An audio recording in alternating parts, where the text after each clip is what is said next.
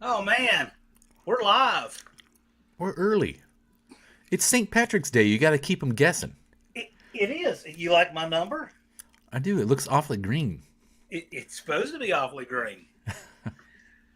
Well, good. Tony's Hot Rod Garage was here at 10 after 7 in the east.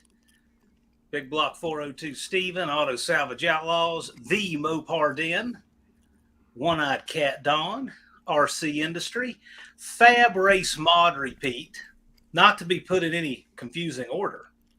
It's you fab, then you race, then you modified what you fabbed before you race it again. See, that's a clever order there. Dean Stevenson's here. The unfinished project. He's out and about previewing an auction. What auction are you previewing at night, man? Buff's Garage is driving, but listening in. Glad you could make it, Buff. JB's Little Shop. Dean is driving now. Most of the old parts and rust. What's going on? Smoker Inch Garage. I just love that name. Isn't that a great name, Smoker Inch Garage? I was always taught the hot wrench, but smoke wrench, I Yeah, totally get it. I like it. No, I like it. You know Apparently, that. he likes a little more acetylene in the mix. Did you see the? Did you ever see the meme that came out about that, where it showed like the tools that you use to remove a bolt, and then it said it can't be tight if it's a liquid, and it showed the hot wrench, right? I like that. Frankenstein C20's here, New Guy's Garage, aka Professor Harbor Freight. You know that, don't you, Dallas? New Guy's Garage. He is Professor Harbor Freight. I don't know what that is. Yeah, Is that like it's having a this. degree from Yeah, what is that place? Phoenix, uh, University of he Phoenix. he is Professor Harbor Freight. He's an adjunct there. Uh, Pure Pontiac Garage, Two Hacks, Torque Racing Productions rolling. Colleen Tebow, Mr. Polo C4. Work prevents him from sticking around. That's okay. Glad you swung by, man. NSB Customs, Unity Motorsports, Andy. Glad you could make it. Danny Boyd says roofless, wallless, floorless garage. I knew a guy who had a garage that had a roof and a floor, and it was made for walls, but didn't have walls. But it had a door. It had a door framed in and no walls. I saw the most bitching thing the other day. Somebody was throwing a picture around on Facebook that had, um, you remember like in the 50s, people used to dig a pit, Yeah, right. right? Like in your yard, and you drive Yeah, your car up into the pit or like yeah, over the right. pit. Somebody had built a entire ramp system in their backyard that was made entirely out of bricks. Sounds cool to me. I was Yeah, like, that's genius. Why didn't I I think like of it. that? I like it. I have seen some sketchy drive on, like they're not really pits, but they find a bank and then they put some ramps straight out from it. And Right. some of them are pretty good, and some of them I wouldn't want to put a skateboard on. But yeah, I like the idea. That Fiero garage is here. NSB guys, blue collar performance. What's going on there, Nate? Sam's MFA. Sam, is that Masters of Fine Arts or what is the MFA? And welcome. I don't recognize Sam's MFA. Glad you're here. Good crowd in here. I like to think it's Sam's MF and Aero Coops, Could right? be. It entirely could be. We will know here shortly. NSB, Mr. Linko. I'll tell you, Andy Wood, I know you're salivating over the Linko in that dart. See, Andy Wood's getting more and more pro stock every week, right? He's Yeah. already the tunnel ram Yeah. guru, and then what he needs to do is just go to a Linko. Let's just face it. Linko is like the pinnacle of all transmissions. Every transmission we own in life is like getting to a Linko. It's just how many degrees of separation from Linko you are, Yeah. right?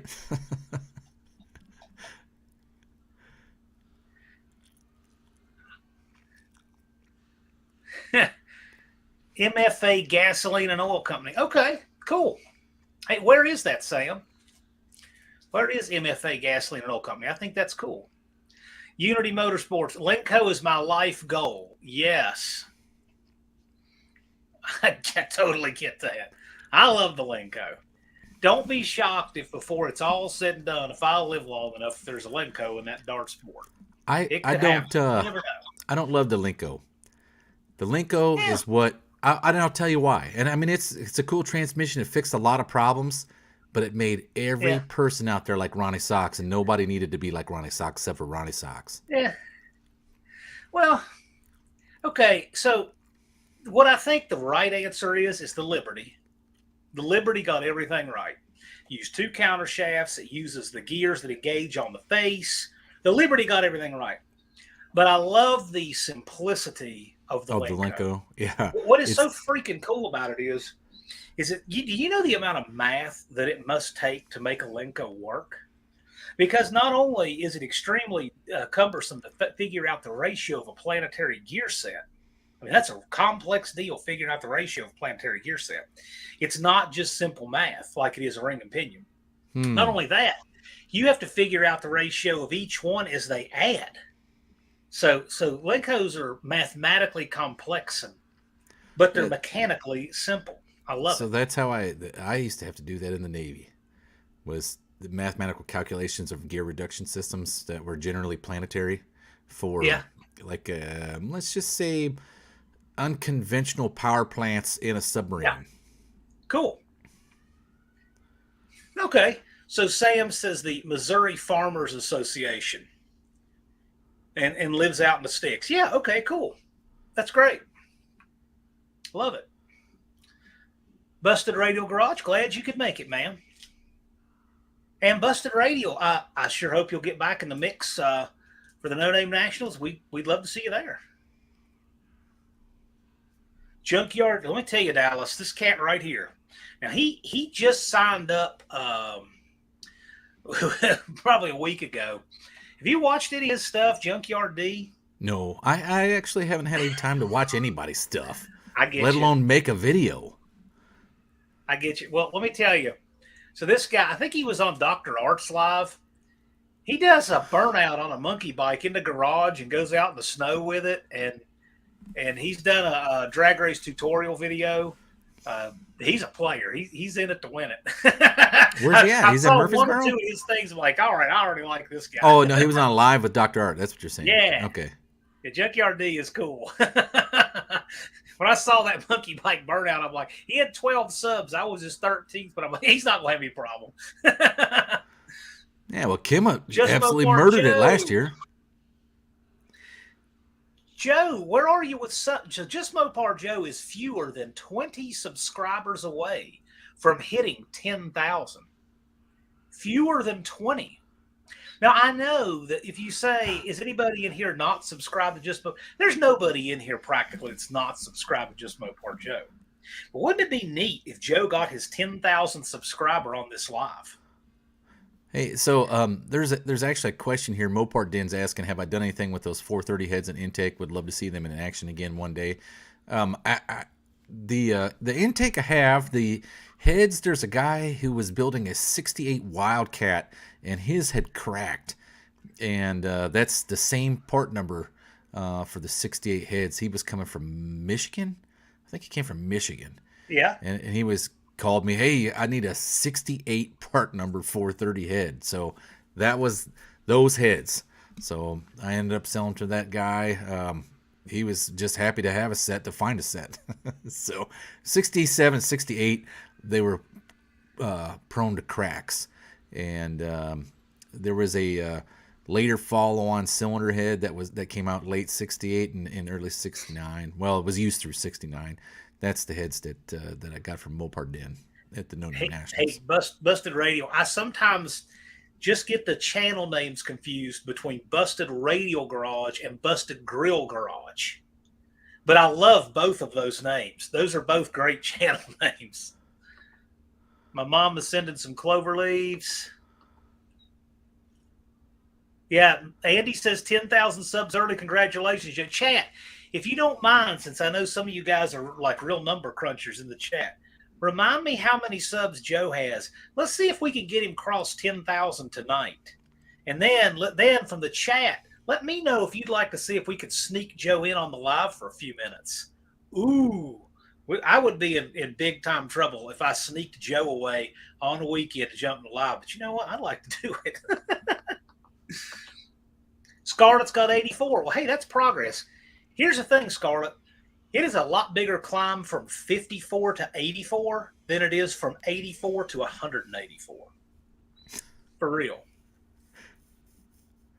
I think they're all pretty tall, pretty tough. The good thing is that here's the neat thing about Just Mopar Joe. Just Mopar Joe didn't go out and like shake the trees and stuff like that for That's right. pay for subs. This dude That's right. literally earned every single one of them. So they're, I mean, he did the conventional way, right? So I'll say something about Joe's channel, and it's as an observation. I've said this to him and other people before. If you look at Joe's views, okay, and you look at his viewer base, it's more like Joe gets more views and returning views and subscribed viewers than any other channel that size. And the reason is, and it makes it kind of recession proof, right? And the reason is because he built that channel one sub at a time, one build at a time, one race at a time, one car at a time, one project at a time. He built that channel. But see, by doing that, he didn't get a wave of a few thousand from some gimmicky thing he was never going to revisit. See? So by doing that, his growth is rock solid on subscribers and returning and views. So, I think that's a really, really solid way to build a channel. No, I agree. I 100% agree. Those are the people that I tip my hat to. Is Yes. your Bear Roses, your Two Hacks, your Just Mopar Joes, your Uni Motorsports Garage. You go out and get the subs. You make good content that people want to see, and it builds Right. your channel, right? Those are your rock stars. Hey, Blue Collar Performance, if I forget, if either email me or just remind me or shoot me a message after the live.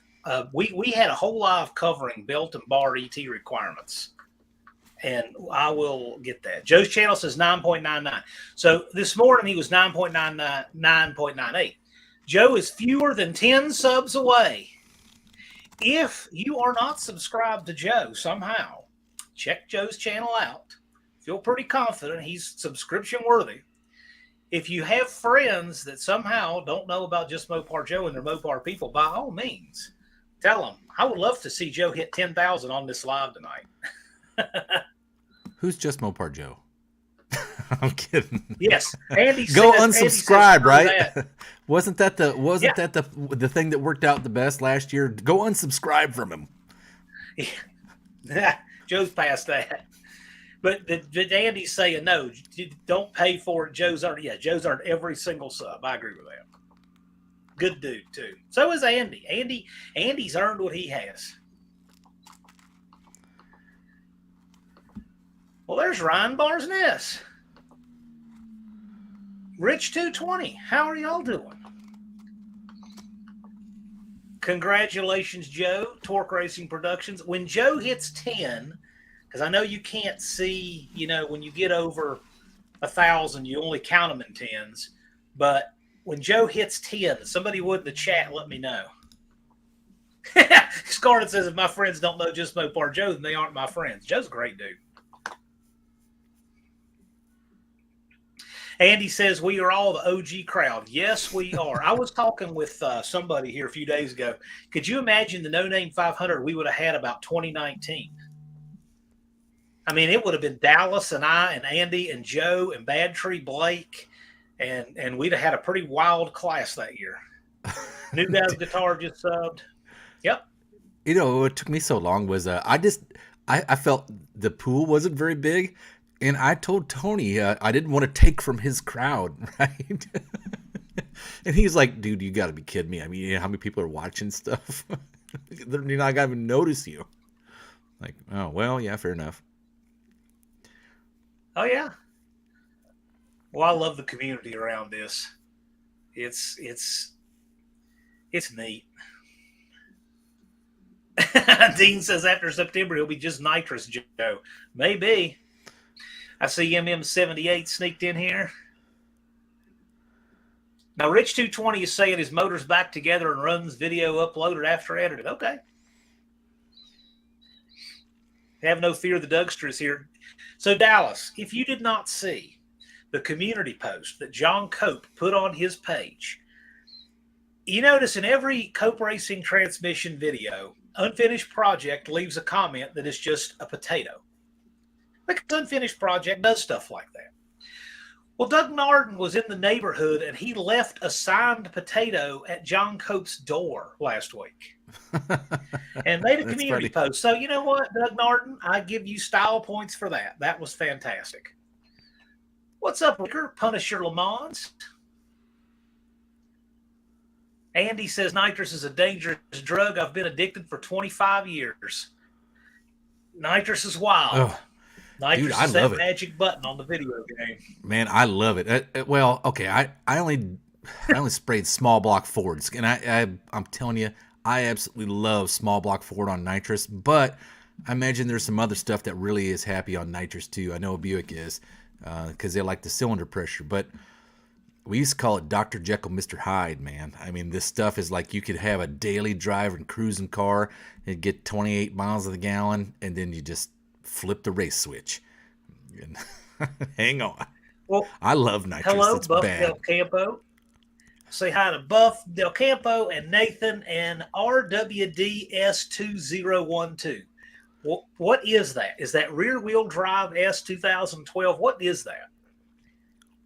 And he just subscribed to Joe. Cool. I'd love for Joe to hit 10K tonight on this slide. That'd be great. Rich says, so Unfinished Project was trying to poke the Rich 220 bear, having some fun. Well, you understand, Unfinished Project is a very good-natured guy. So if he's poking a little bit, he's doing it, because he cares. He's a good dude. So he told Rich, you're in over your head, just because he knew Rich was going to do this. Rich he's got his stuff. We see that. It's all in good fun. But I'm proving you wrong. I was not in over my head. You can see on Rich's channel. Rich has got a 57 Chevy and a 69 Oldsmobile he's working on. J-Boat, is that the name we decided on for the Orange Dart, the Murder, Death, Kill Pumpkin? Oh, look at that. Scarlett says Joe hit 10,000 subscribers. Congratulations, Just Mopar Joe. 10,000 hard-earned, and you earned every one of them. So congratulations, man.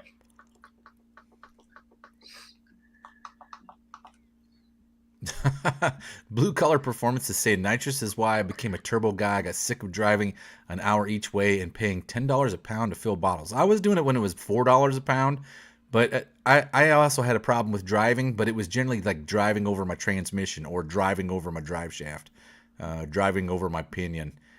That was usually the problem that I had. Nitrous is hard on everything. Well, not so much motor. I didn't have problems with motor. Well, I just sent Joe a message in case he wasn't watching at that moment. I saw him in here earlier, but he got it. 10K. Speech, exactly. Come on, Joe. You want to jump in a minute? You're welcome to. See, this is what I thought will be good for that Dart, a Clockwork Orange. If it was a 71, that'd be a shoe-in. Yeah, so this would have been 6% recycled is at 471. I just had 6% recycled on a live. There's 6% recycled.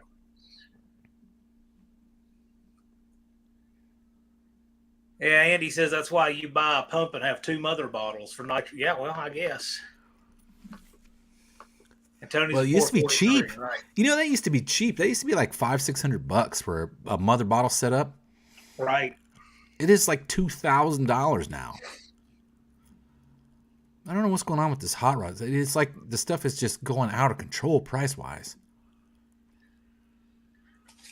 Everything is out of control price-wise. But that's, what is that?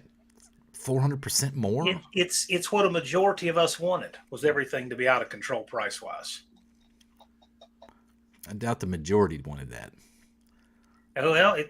Well, so we're told. Torque Racing's 55 away from 1,000. Excellent.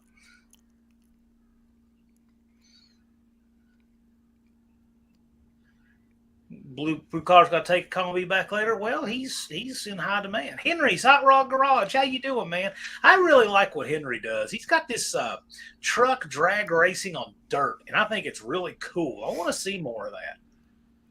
Hey, Joe's here. Joe, if you want to jump in, you're welcome to. Up to you. I don't know if you're in any position. You've probably got stuff going on in life and all that good stuff, but congratulations, my man.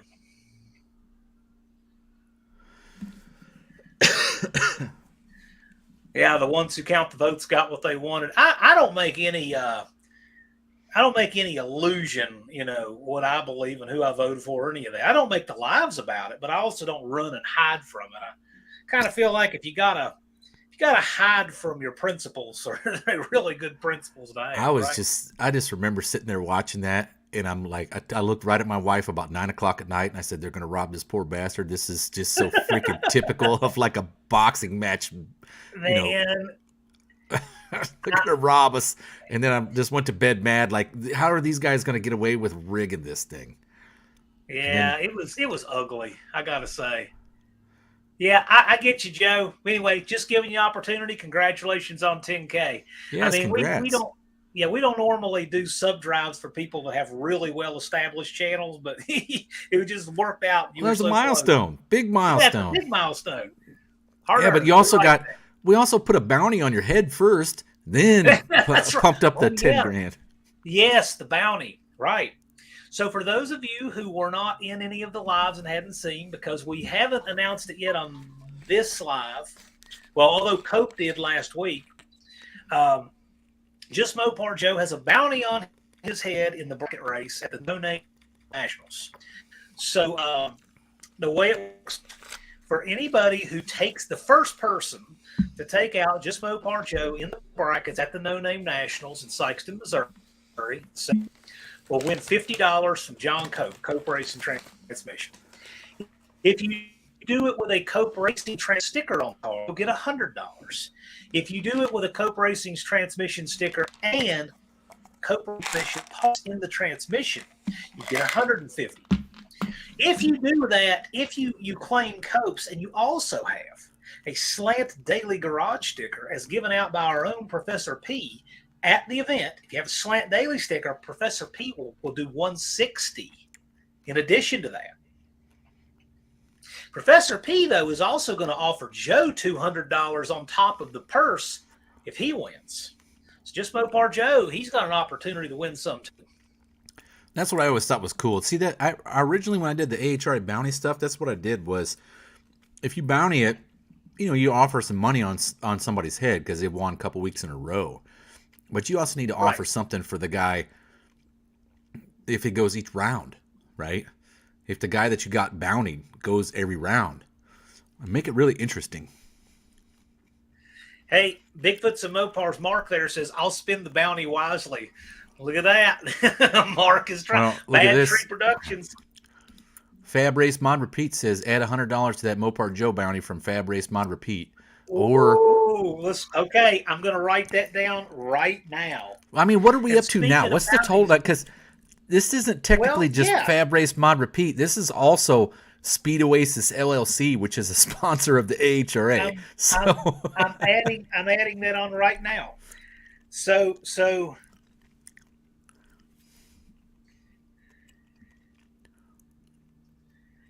okay, so Speed Oasis is adding $100 for whoever. And I'm gonna make sure I get this right, Chris. So put in the comments if I'm correct about this. It's $100 to whomever is the first to take Joe out in the bracket. I say first because if we have buybacks, I'm assuming if he goes out first, he'd want to buy back, but we can't have these perpetual bounties. So the first person to take Joe out in the brackets of the No Name Nationals. Is they're that going to correct? collect You all confirm, the I'll put it bounties. down. That's pretty cool. Right, that is cool. Because that's literally 3 of them on top of it, right? That's three different bounties. That's pretty cool. But I told Joe it's because people have a lot of respect for his ability as a builder and a driver, and yeah, it's cool. It's very. I'll tell you what, this has actually been a really exciting thing for the bracket of the No Name Nationals. The bracket was fun last year, but it's cool.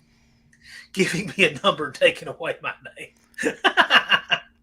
Okay, all right. He confirms it, so I got it. I got $100 Speed Oasis, and there we go. Well, I'll tell you what, this is going to be That's 400. You realize that's $410 to anybody to take Joe out, and the bracket pays 500 to win. Well, here's what's interesting. Okay, There's here's some what's people that really want to take Joe out and just put the car back on the trailer. here's what's really interesting. Everyone's going to be fighting to try to line up against the guy, right? And Right. the other thing is, if you literally take him out in the first round, you get $410. Yeah. Or if you take him out the last round in the finals, you get $410, and you obviously have won won the bracket, right? So I Right. mean, Right. yeah, you're Right. almost looking at taking home $1,000, and half of it was almost Joe's bounty. That's interesting stuff. Man, maybe there should be a trophy for it. Joe Taking out was the Just Mopar Joe trophy. yeah, we were talking. He said it might be $1,000 by the time of the event. I'm not kidding. It could get. We're halfway there, close to it. Man, Bad Tree Where's Productions Buzz is from in here. Roadkill Customs? He likes this kind of stuff. Well, now Bad Tree here. Don't count Blake out. Blake is a good bracket racer. He might surprise everybody in that bracket. Even though he's I'm running a new car, he could do I'm some hoping stuff. Blake absolutely murders it this year, because last year Sure. he was so excited to do the whole thing, and it just didn't go. Like, first round he had problems, second round he had Yeah, problems, and it was man. just like, man, this dude can't catch a break. But the thing is, Blake is a great bracket racer. I had four names on the top of my head, and any four could have won that thing: Joe, Andy, Blake, or a 318 wheel run. That was my top four, and two of them were in the final. Well, Two And Hacks I Jeff is saying he's taking be that his way outlaw again. mini bike against him.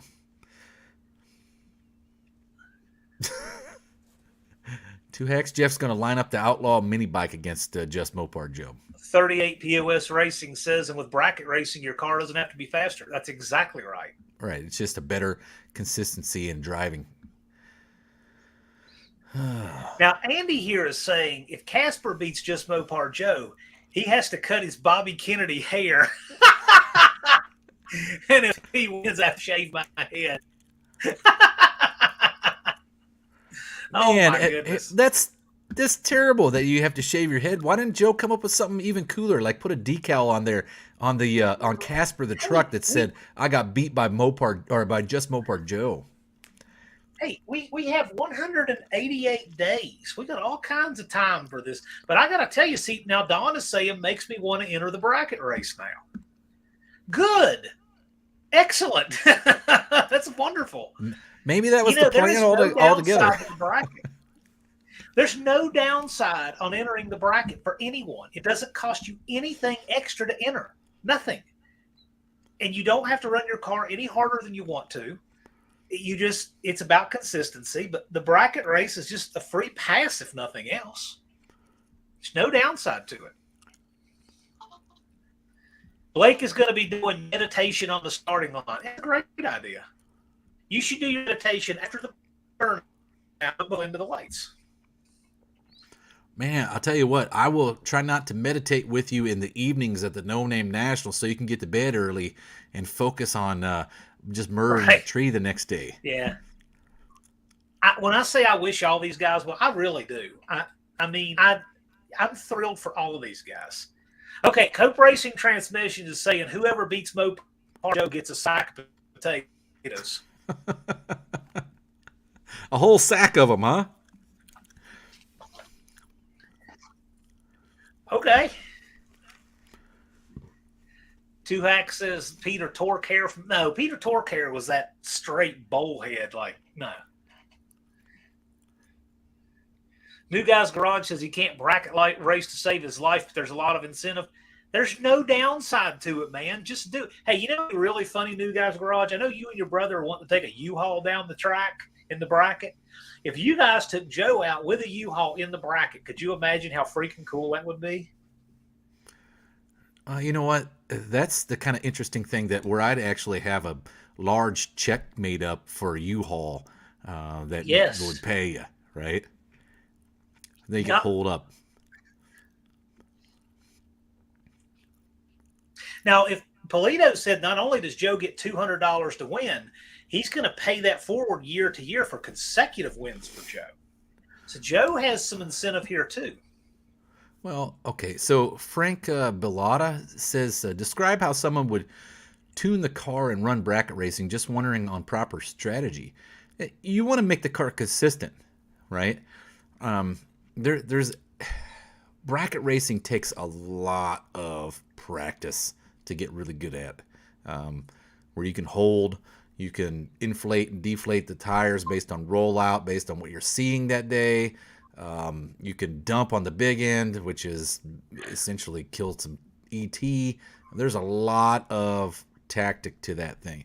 If you're just learning, I mean, you got just a good shot as anybody else that's taking out Joe during the bracket race. Because if you can run consistently and cut a good light and leave Joe nothing, Joe has nothing to work with. So he's going home. But the chances of that are probably not very good if you don't have a very, I don't know, steeped history in bracket racing. So for those who don't know, I just got a text. This is the Bobby Kennedy hair. So there you go. Yeah, I guess the young guys probably don't even know what that is, huh? Right. Yeah, I guess. Bobby Kennedy was he was gone 9 years before I was born and 8 years before you were, so we know who he is from books. I watched a movie about him. So I'm an expert Unfinished now. Project said, "Don't forget Jerry Racing." Yeah, that's right. Ricky Gervais would be a good. The thing about Ricky Gervais, and he absolutely could. Ricky Gervais is a great bracket racer. He's also got the Red Light Ricky Award for the worst red light in the brackets. I'm going to bring up the dark horse here that no one's talking about. All right, the 318 wheel run who went to the finals.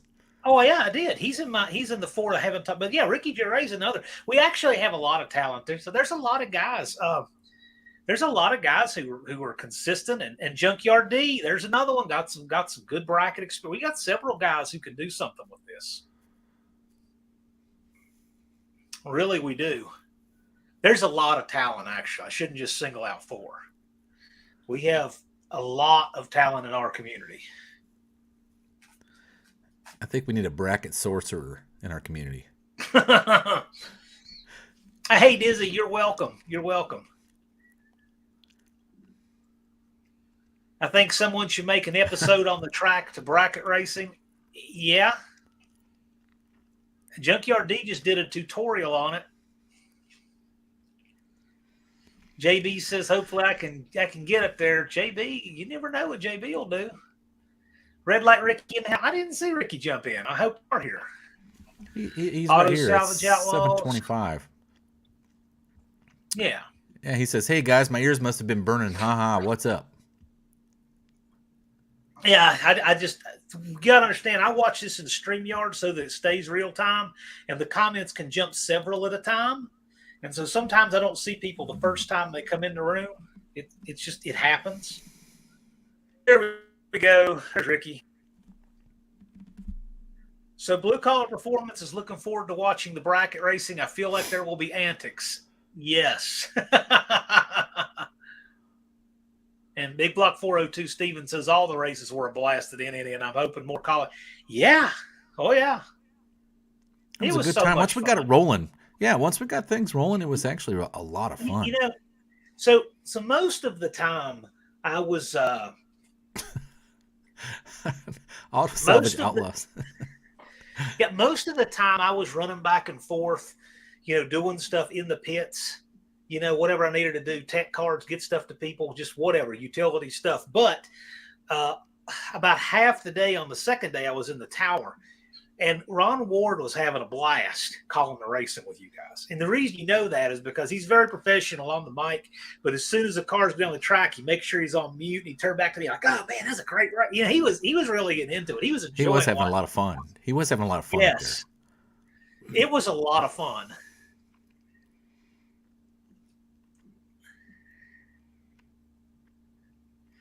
Road Beer Garage. Get a kick out of that guy. I like his community post too when he has like polls and stuff. That's good.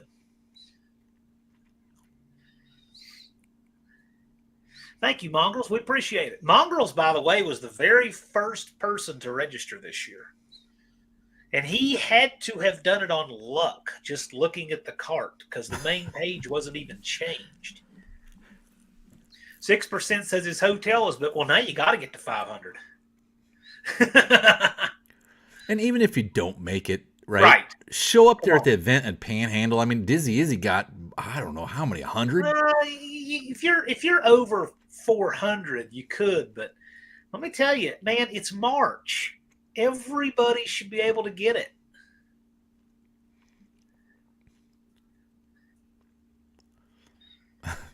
Colleen's asking, what time is the track supposed to go hot Friday? Friday morning. Yeah, first thing Friday. Well, I guess Friday, because we have people traveling. I guess Friday we're going to try to do the track photo very first thing in the morning. If you got to cut it off at some point, because there's going to be some people that won't get there till Friday evening, just to race on Saturday. I mean, it's going to some point. Not everybody's going to be there, so you got to just pick a time. So I'm thinking we do the same thing this year as last. We do the track photo very first thing in the morning, and then get the track hot. Dizzy was 60 short. Yeah, that's doable. But I tell you, make it easy on yourself. Take the stress away. It's March. Hammer down now and get your subs. And then you're just cruising and making content, hanging out, enjoying it, get your car done. You got the monkey off your back early.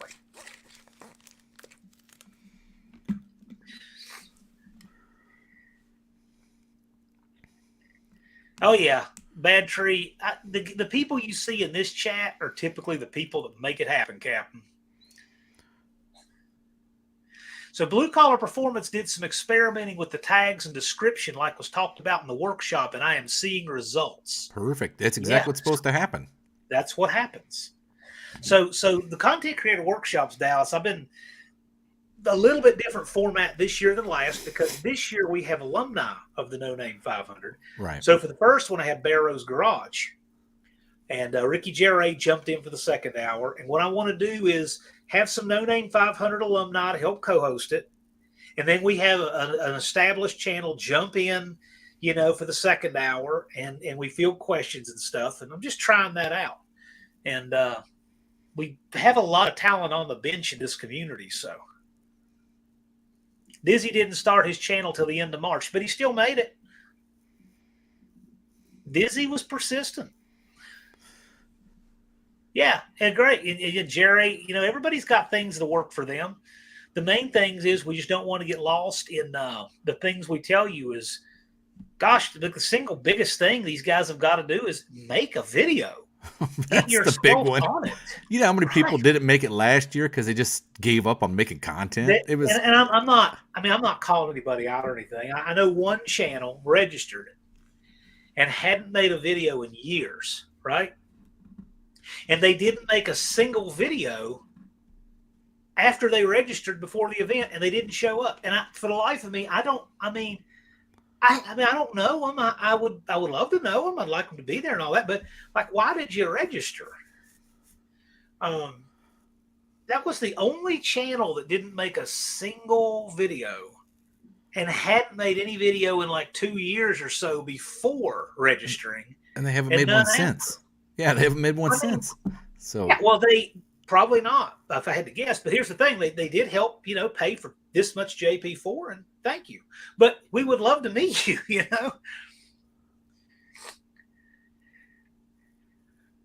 Except me, my check engine light is on.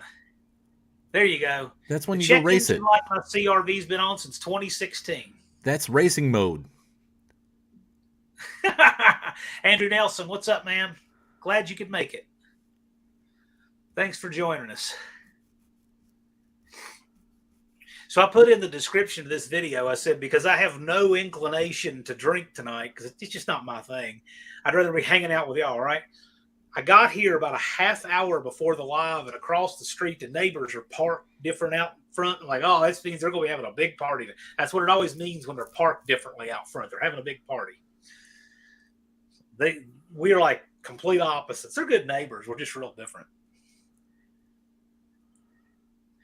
Now, Barrows is saying the biggest thing that boosted me is the advice from Dallas on how to schedule videos. Shoot 6 short videos in one day, then you have a week's worth while you do other things. It's the spinning plates. I don't know if any. Yes. Did I ever tell you about the spinning plates? Dallas is a spinning plate guy. Well, you're welcome, Mr. Kim Barrows. I haven't even stuck to my own advice here lately. I haven't had time to even make a video. I feel foolish after you say that. Seat time is huge. So one thing I'll just mention, since Ricky Gervais said about seat time, is this. If you think about it, 188 days is not a lot of time. That's basically 18 10-day operations, 18 weekends, 18 or 19 weekends, right? Close to it. You should really prioritize things so that if you don't get all your stuff done, your car can still come. So like, for instance, you must have brakes. You must have steering, right? You need to have tags and insurance and stuff if you're going to drive it there. You got to have all that stuff. So make sure you do that first before you take the engine apart. Because you can race it on an old worn out engine, but you can't race it if it doesn't have any brakes. So you should prioritize things to just try to make sure that no matter how much you don't get done, you have enough done to still get there. That's the defining line, the hurdle height, right? You're just trying to clear the hurdle. That's it. Harish says, must have a working transmission. Well, for the most part. Tailor-Made Muscle says, I must say making videos is harder than I expected. I get my hands on something, forget to record. It is tough. It slows you down. It can be tough to make content. I get it. Frank McCart Rivet in F100. How you doing?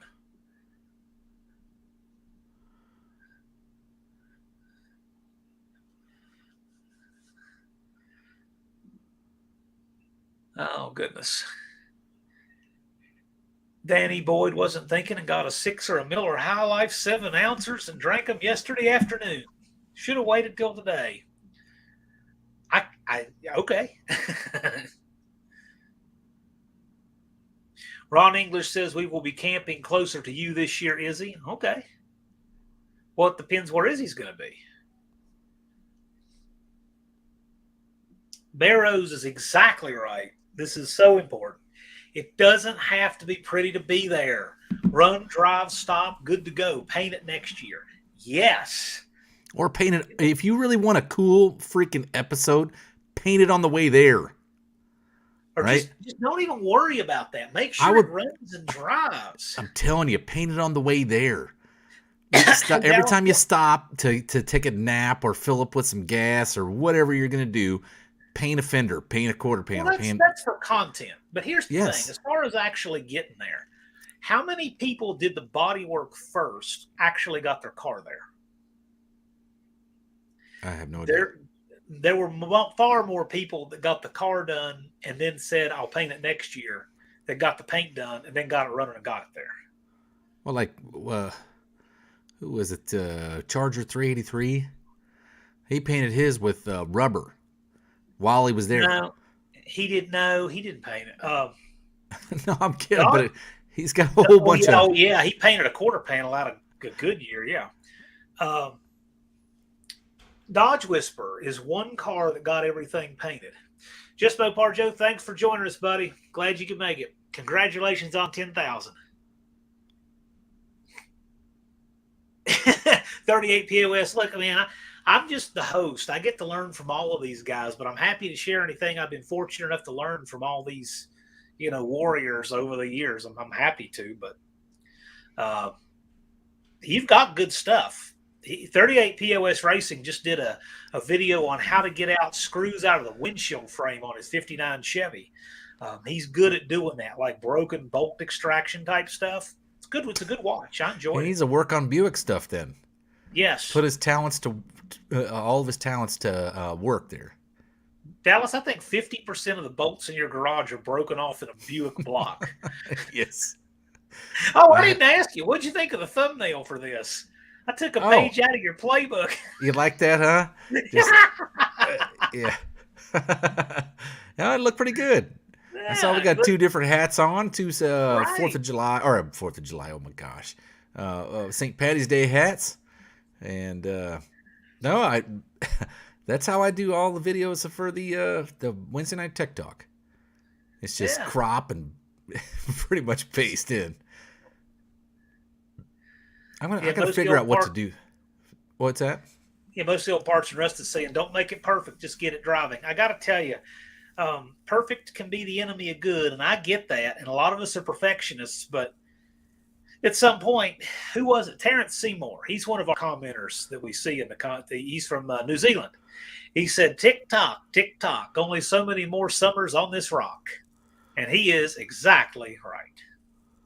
Well, and see, there's a lot of things that guys get hung up with when it comes to like automotive channels. Of course, you want to have the best looking ride out there, but think about the importance of Sure, paint. Paint is really what is the main purpose of paint? to keep it from rusting. To keep it from rusting. Nobody cares what color it Yeah, is. Cosmetically, right. paint is an afterthought, right? The primary purpose is to keep it from rusting out. So buy the cheapest low buck crap you can, put it on a roller and start rolling it on if you got to, and to keep it from rusting during the no name nationals. But after you're done, go out and finish painting it. So check this out. Frankenstein C20 there. Okay, for those of you who have seen the movie Summer School with Mark Harmon, I know it's an ancient movie from the 80s, but I liked it. It's about Mark Harmon is a substitute English teacher for summer school, right? And he has a class full of misfits and all the typical 80s movie stuff. And the students all did different things. Some of them, struggled, and some of them passed the class. And there was one guy who he saw on the first day, this big, like 6.5 foot tall, 300-pound black dude. He was like a football player. And he says, it's like the first day you see him, he had like two lines, right? And you never saw him the whole movie. And on the last day, he comes in, takes the final exam, gets an A, and leaves, right? Okay, that's Frankenstein C20. He dropped out really early on and said, I got to take care of some things and whatever, right? And we didn't hear from him. He was quiet. And then right at time for the event, okay, I'm back. I got everything done, got the truck done, showed up, had it all. Like, wow. We didn't see that coming. It was a wonderful surprise. He was that guy. Yeah, I was surprised because I remember rolling in the gate and his truck was parked there, and I'm like, Yeah, I right. thought he It backed was out all like done and months everything. ago. I wasn't expecting that at all. I mean, I was hoping he would still be there. But when he disappeared and the truck had a bunch of ways to go and we didn't see him, and then he just, okay, it's done. I'm here. I'm like, well, that's wonderful. Yeah. Yeah, Zipper was, yeah, Irish Shot's right. They asked him where he'd been. He said, well, I was in the bathroom. Zipper was stuck. That's why they didn't see him for like 4 weeks or whatever. I forgot about that. That's right.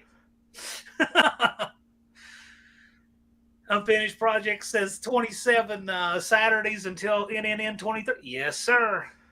Well, so I'm working on the schedule for this year, and I mean, I already have the schedule done. I'm just trying to get the stupid thing right for the flyer, right? That you hand out and farm around all year. I have made the No Name Nationals the last event for AHRA this season, and I didn't do that last year. We ran it all the way till like November, but I found out it's too painful to run it to that late in the year. It just wears me out. Well, this is the Super Bowl. Right. This is the Super Bowl. Smoke Wrench Garage is asking, does primer count as a paint? Asking for a friend. Well, I can't speak for our favorite sanctioning body president. He can speak for himself, but I'll say this. In certain classes in NHRA, primer does not count as paint. But in the AHRA, where the grassroots people run, primer is perfectly okay. It's still not paint, but it is Yeah. primer. Yeah. That is just so unimportant to me. I mean,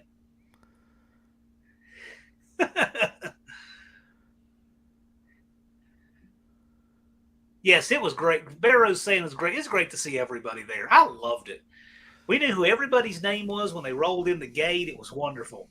The only thing I think was funny, and Dallas told me this, and I hadn't thought much about it. Remember, you said you'd have people come up to you, Dallas, and they'd say, "Oh, hey man, don't you recognize me?" And you're like, "No, No, not at I'm not. all. I don't see you every week Yeah, like you see me." I'm your biggest fan. You don't recognize me? No, not at Right. all. But then we know the channel name, right? Or their handle on YouTube or whatever. Well, like for example, like Dean Stevenson. If Dean Stevenson, well, I have no idea what Dean Stevenson looks like, Right. I couldn't but I pick Dean recognize Stevenson the out of a name. lineup. Right. Yeah. Right. Exactly. Auto salvage is primer and clear over. I absolutely, you have no idea. I could not possibly care any less if anybody has anything painted or not. I don't care if you run your fenders in metal, primer, rust, Flex Seal, Rhino lining, AstroTurf. I could not care less. It's totally a matter of style, dude. If you want to do the outside of your vehicle up like the van from Dumb and Dumber with the dog hair on it, knock yourself out. I don't care.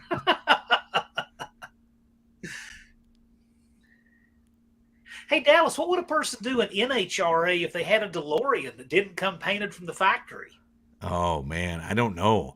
I honestly don't know. Ooh, I know that they mandate that you have to have paint, right? right, exactly. So, but see, here's I get stuck with weird stuff like this all the time. We talked about this. We took our car. We thought we were going to run the Lemons car last year, so we were going to. We were trying to make Atlanta in December. Took it to Tech up in Bowling Green. They teched the day before the No Name Nationals, so my neighbor guys that were doing the Lemons car with me took it up there and teched it, and they wouldn't let us run with that exhaust outside the fender, right? And then you and I were talking about it, and it's like, hold on, a Bearcat, Stutz Bearcat comes with exhaust just like Right. that. That's right. That's exactly right. And why would that not be legal, right? And then you think about it like, well, there's quite a few of them that actually have the exhaust just like that. And I got to thinking about it. Where we got the idea from came from Old Yeller, which was Max Balchowski's Buick-powered hot rod that he ran against all those foreign import cars like Ferraris and Lamborghinis and Porsches in the late 50s, early 60s out in California. And it had exhaust like that, and that's where we got the idea to do it. And I don't know. I think I'm going to call him on it. I think I'm going to show up at a race and be like, it's going, or I'm going, right? I mean, Speaking of that, yesterday was a nice day here. It got up in the low 60s. There was a guy in one of the Shark Corvettes running lake pipes down the side, and I really think on the van those running boards it has are worthless. Because Dodge vans, I don't know if everybody knows this or not, the Dodge vans were a unibody long before the Fords and Chevys. So they actually have a lower floor than the Ford or Chevy in the full-size van. So really, the steps are useless to me. I have to step over them to get in anyway. So I think I'm going to take those off, even though it had them since it was new. I'm going to take them off, and I'm going to put lake pipes on the van. Side pipes. You know what? Yeah, it's going to look great. You should integrate it and make it look like a side pipe with like a running board on it, so it looks like the legit stuff. I'll just get the ones that have the shroud, like they run on the vets. Exactly. Yeah. Okay. Perfect. Yeah, it'll look great. Yep. I think so. How do you like them tires? I got you. Are they big enough? Yeah. So Dallas has these. We did a little horse trading, and I wound up with these tires. They've got to be like 50 series, or they're crazy wide, and we're gonna mock them up on there pretty soon. It's gonna look good with those vector wheels and then side pipes on it. I'm telling you, man. Oh yeah. So the wheels. So the guy who had the van that I got it from, he said he ran over a paint can. Paint went everywhere. Yes, like the side pipes Brian's running on the Duster. Yes, like that. He ran over a paint can and got black paint all over the place. I think he decided just to spray all the wheels black. I'm going to take all the wheels off, take the tires off, put them in the glass bead cabinet, and I'm going to make them new, right? And get a hardware kit. And that'll make that van look completely different. Nothing like a bumper burn. Well, that's what the shroud is for, man. I think what you should do is you should blast them in the bead blast cabinet and then pay some local kids, like $10 an hour to come rub them out and polish that aluminum off. Whew. Man, you could go through 10 people's rotator cuff surgeries trying to do that. I'm sure. No, I don't know. They were just a matte raw finish. I probably should clear them or something to keep them looking good, but I'm gonna do it. I'm gonna clean them up. Cloverleaf tattoo. Not me, man. Yeah, Scarlett says, how is Aunt Nancy's van doing? Well, that's what we're talking about. I'm gonna there was a sketchy repair done on the fusible link to the alternator on it that I'm gonna redo. I'm gonna do that, and we'll go get an inspection sticker on it, but it's doing great. I put some new belts on it, and there were 2 bolts missing out of the power steering pump. I put those on there. Mopars, Mustangs, minivans, what medium you blasting with? I use glass bead, the fine glass bead that you get at Harbor Freight by the bucket. That's what I use. It works great. I take it and mix it with aluminum oxide, so you get about a 75-25. Because what I find is the glass bead has a hard time breaking it down, right? But once you get the paint kind of ripped off, you can stick it that one area and just glass bead it, and it'll work it back. Yeah. But if you throw a little bit of aluminum oxide in there, it gives it the ability to break through that paint and then start tearing at it. So, well, the other thing I could do is take them off and then just fog them down with some coating remover. Then hit them with the hose and put them in the cabinet. That ought to bubble up anything that's on there. Oh, yeah. Well, you could easily do that. Oh, Ron English asking, am I bringing the van? Yeah, I'm bringing the van. I couldn't put everything that I need to bring to that event in the CRV. It's not possible. I couldn't bring everything in the CRV, even with a trailer. I have to have the van, and I'll probably be bringing the van and a trailer.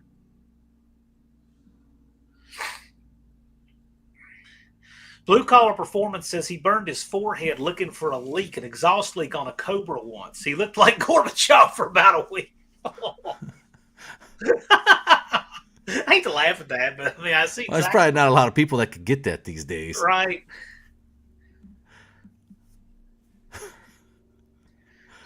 How about a Taurus SHO? If Taurus SHO is the question, my answer is no. But Dallas, what say you? I always wanted to get a Taurus SHO with a manual because they came with a manual 5-speed. I wanted to get a Taurus SHO drivetrain and stick it in a Taurus wagon like the one that was on Christmas Vacation, right? And then just murder people with it. Colleen's got a good question here. Anyone have any tricks for removing chrome from aluminum rims? I've not done that. What say you, Dallas? I guess where chrome is peeling off of aluminum, like on these Crater mags and all, where they chrome plated aluminum. Yeah, I honestly don't know. I plan on just SOS padding mine up, and then if it's peeling, send it. Yeah. I mean, chrome is hard to remove, and especially old chrome. Old chrome is actually thick enough that if you get in there and you pick at it, it'll cut your finger like to the bone. Yeah. Oh, yeah. Yeah, exactly. Well, the other thing, too, is don't forget, chrome is harder than the aluminum wheel that it's on. So if you get too aggressive with that chrome, you can tear the wheel up. Yeah. 38 POS Racing is saying soak those rims in vinegar. Okay. He's a guy that knows stuff. I've seen enough of his stuff to know he knows stuff. So if he says soak them in vinegar, he's probably on to something. Nathan says that chrome peels with road salt. Well, I'm not going to run it on the road to find out, but yeah. Mike Singer 340 moved to Illinois. He comes right on up there. That's because the rest of the car is just vaporizing from the salt. Likely a chemical stripper of some kind. Yeah, could be. Vinegar or aircraft, LNA is saying. Okay. Chris Greenaway is here. Hey, Chris Greenaway, check this out. You left the live at exactly the wrong time last week. This is terrible. I'm not delighting in this by any means, but it is so ironic. Chris said, "Hey, I just scored a 72 Mercury Montego. Like to restore." And then there was a guy, seriously, right after you left, dead serious. Yeah, I got my new demo derby car. It's a 72 Montego. I took the 429 out, and I'm putting a 350 Chevy in it. The Oh, guy tried to sell it for the longest time and had no takers. I could not believe that. You can't make this stuff up. dude, that's the wrong car to do that with. Yeah. Mercury's are the Buick Pontiac of the Ford community, right? I mean, they literally just get no respect. And here's the sad part is the Mercury could dip into anything that Ford had in inventory. So Lincoln, Ford, Right. Mercury Edsel Lincoln. I mean, you could literally get some of the craziest stuff in a Mercury. 427 two 4 barrels was available in Mercury's in 63 and 4.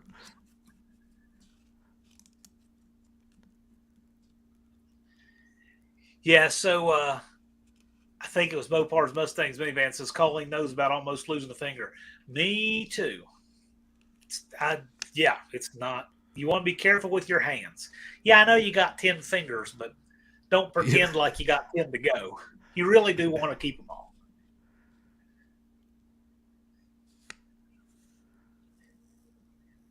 Yeah, I always thought Mercuries were actually cooler. I didn't really understand Mercury until let's see, when I first joined the Navy, I bought a 66 Mercury Cyclone GT out in San Diego as my first Mercury product, right? And man, it was so freaking bitchin'. It had fiberglass hood and all kinds of stuff on it compared to like a Fairlane GT. The Fairlane GT didn't have anything on that Mercury. Well, Chris is saying his is a GT. Glad I'm picking up the one I'm getting. Not much rust from what my cousin said. Apparently, you haven't seen it yet. So, anyway, glad you got it. Yeah, one cat says, "What again is your demo?" Yeah, exactly. I'm pretty sure that's it. It's a 72 Mercury Montego.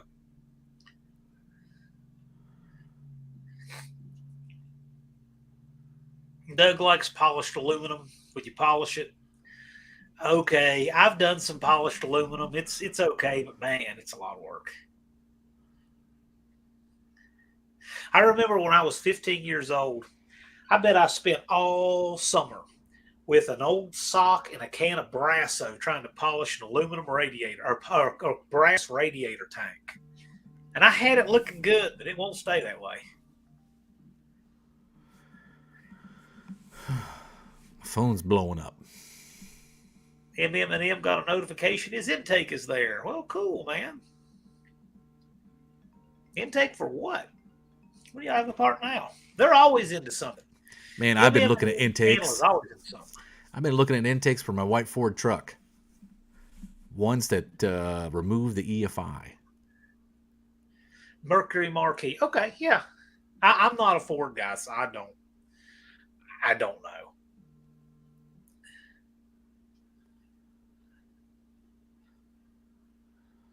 One time polish with an occasional buff. Okay. Chrome may not get you home, but it'll give you something to look at while you wait for the tow. All right. I Okay. was never big into the chrome because nobody ever made any chrome stuff for Buicks. So Well, yeah, I guess that's true. I didn't have anything cool, any chromey stuff. Had to use factory junk. Unfinished project is back. Glad you're back.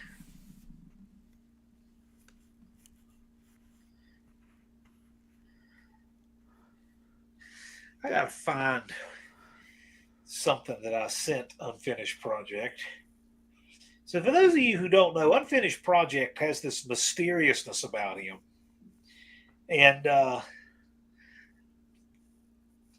this is Unfinished Project right here. Okay, I sent him that. Hey, neighbor. All right. Okay, 360 Magnum. Okay, you got a good recipe. I will say one thing though, M. I'm telling you, you guys have everything apart right now. 188 days is not a pile of time to get 2 engines done and transmissions built and rear ends done and build 2 cars. I'm telling you, man, I would keep it simple and sort I out the wouldn't bugs. Then I only wouldn't add go over one the top project with at a that. time and hammer away. I wouldn't go over the top with that 318. Wasn't there a 318 in his Dart running last year? Yeah, exactly. Well, he should take the leave the 318 in the Dart, take that 360 he got from Slant Daily, drop it in the D50 truck. Right? Problem solved. Ready to rock and roll. That I'd focus on 318. making sure that Dart is running and driving. So blue collar performances say a muriatic acid also dissolved aluminum. So don't use muriatic acid to try to clean your aluminum rims. Mopars, Mustangs, minivans, leave the Dart alone. Well, I do this get trick it reliable, or I'd leave it alone. I do this trick with muriatic acid where I throw my zinc coated nuts in there before I weld them onto all the broken Buick bolts. And I set that up last year in the garage where I put a bucket in the garage and I put the muriatic acid in and poured in like, I don't know, 2 or 3 pounds of nuts, right? And to peel all the zinc off. That, I guess, just that vapor coming off the muriatic acid got on everything that was metal in the garage and just freaking flash rusted it with right before my face. It'll do that. I had never seen anything like lungs. it. Huh? Colleen says the Ram 50 is mine. There are many like it, but this one is mine. Yeah, see, Don English, I think he's doing this really smart. He's sticking with his current 440 because it already runs. So he is getting his brakes right, his steering right, fixing all the little bugs, making sure the car's reliable, doing all that, right? And then next year, maybe we'll make it a little faster. Don has a nice approach that's going to make sure he's got it together. Andrew Nelson says from the Department of Useless Chatter, I just picked up a set of Mercury Zephyr taillights yesterday to install in the Fairmont Futura. Yeah, and the Zephyr taillights looked better. I think they look better. Cool. But Chris Greenway is asking me, have I ever seen a Beaumont Acadian or a Meteor? No, I've actually read articles about them. I have never seen them because I've never been to Canada. But I know it's the Chevelle with the Pontiac skin on it. I think that's right. Thumper, Andy's telling Thumper he accidentally gave him the timeout axe. It happens. It can happen when the chat's jumping around. I'm glad Thumper's here. I'm glad all of y'all are here. Really, I am.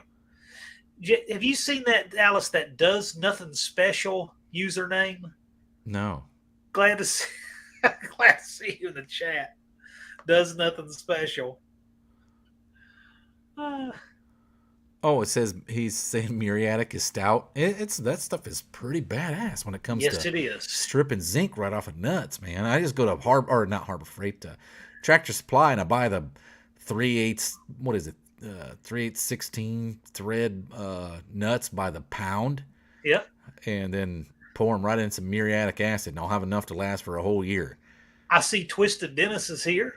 Oh, and hey, Dallas, this is just, I know I'm doing housekeeping on the live, but just reminding you that you do have to, I believe it's pick up your wife tonight. Yeah, I was planning on leaving around 8:30.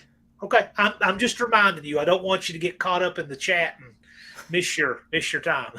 Yeah, she's standing at the airport waiting on me. Right. I just didn't want you to miss your time because it can happen. If I do that, I might as well just pour muriatic acid on my junk. Andrew Nelson says, owned the car 3 years and finally found the taillights. They're total unobtainium. Oh, I bet. Man, you'd never see those in the yard. Mopar Dan's got to run. See you, buddy. Well, the sad part was about 1992, the yards were full of those cars. Full of them. They were just not desirable. And the sad part is, I want to say it might have been the Mercury and the Fairmont both. They had aluminum bumpers on them, right? The bumpers were actually like polished aluminum. They looked like a chrome bumper. They didn't weigh anything. Yeah, right. Dallas, when we were in high school, those things were $200 all day long. A G-body. Oh, my God. G-bodies, you used to be able to pick them out like they were freaking acorns laying along the side of the road. Check this out. They were everywhere. My buddy Dietrich, when we were in college, offered me a 70,000-mile G-body, Olds. Okay?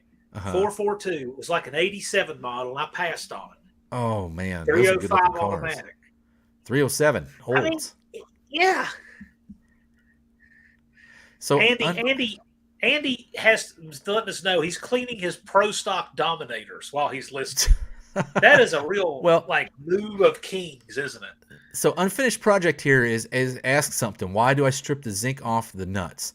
And if you guys are like novice welders or just learning to weld, here is a very big tip for you.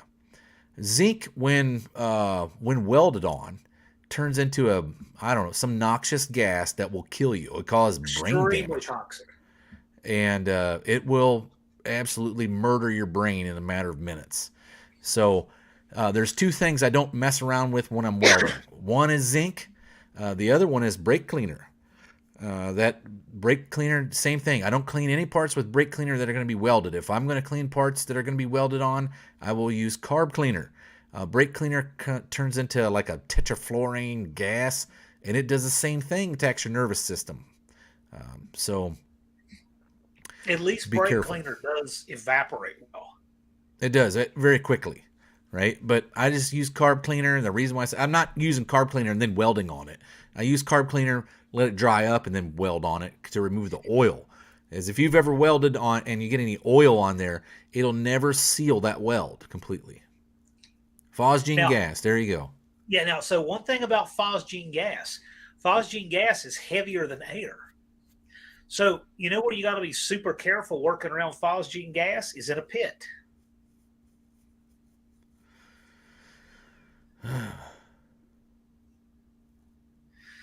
Yeah, so yes, Dallas is in that odd Buick boat. What's that? I would say almost everything I know about Buicks I've learned from Dallas, which is like a thimbleful, because that's how much I pay attention. But yeah, Andrew bought the Fairmont for $365 and paid $250 for the taillights. That sounds about right. That's about it. Hey man, is that you must be working on a Buick? Yeah, right. Well, yeah, okay, so the Dart Sport, speaking of taillights, I had looked the world over for a set of taillight bezels for a Dart Sport, right? Uh-huh. There's a set in Roanoke that the guy wanted a bunch for that just were so rough, because they're pot metal or chromed, right? Right. And man, they just look like tree bark. They're rough. I'm like, okay. I reached out. There was one of our commenters found a set for me. The guy wanted, well, not him, but somebody he knows had them. The guy wanted $200 for the set. I'm like, man. So Who's Your Garage Adam? He found me a set for $15, and they're rough looking. That's okay. It was a reasonable price, $15 for all four, and they're rough looking. I was happy with that. But then I go to Indy, and I found a set of four nice ones for $10. I was like, man, by next year, people are going to be paying me to take these things. I was lucky with that. So now I have two sets of these taillight bezels. Good things came to someone who waited for once. And well, somebody was saying here that they weld on zinc a lot. Twisted Mopar Garage. Be careful, buddy, because you're going to get so twisted you're going to be in a wheelchair. It will kill you. And then I guess brake cleaner turns into phosgene gas. That's what Blue Collar Performance is saying. Yeah. Brake cleaner turns into phosgene gas. Yeah, either way. I knew there had to be some catch with brake cleaner because it works so well. I find brake cleaner does not work well. I'll stick to my old tried and true carb cleaner any day of the week. And I just bought 15 cans today. They had them on sale at the O'Reilly's, which you can't get this. You know how Gum Out used to come in like a big, I don't know, freaking tall can, right? 20 ounces or something. And I would go to Walmart and buy them by like the whole entire package, 6 of them at a time. Well, now they're like half the size. They're like 10 or 12 ounce. Everything. You know what? There's a term for that now. They came out with a term for that where they keep making the packaging smaller so they can keep the price the same. They call it shrinkflation. Shrinkflation? Isn't that crazy? Yeah. Huh. Well, I ended up, let's see, Clint says he uses acetone to clean the metal. Any problems? No, acetone is about like, it's actually like brake or carb cleaner. Remover. Yeah, it's like carb cleaner. Right. But Yeah, they I just stick to the carb cleaner, man. I live and die by that stuff. Acetone, yes. Acetylene, I've seen people confuse those. Acetylene scares me. That can be some gnarly stuff.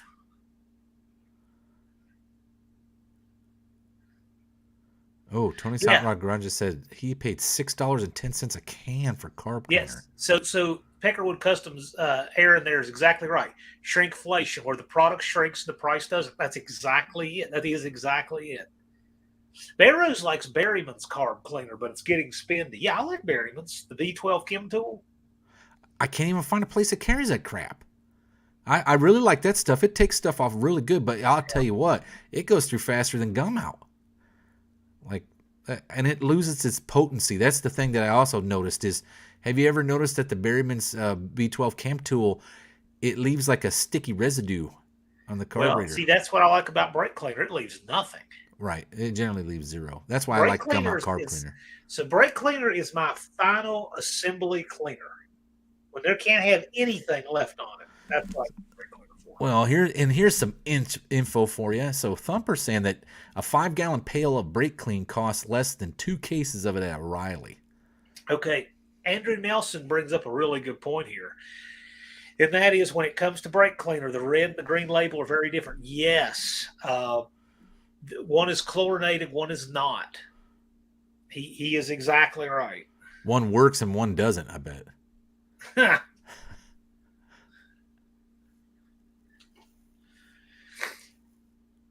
Taylor Made Muscle says more chemicals from China. Yeah. Cope Racing says, Doug, where are you from? Well, he's from Ireland, of course. He brought a potato and put at your door. Just talking about brake cleaner, Cope. Glad you could join us. Cope put on his community page that he is enjoying some R&R at a cabin or something this week.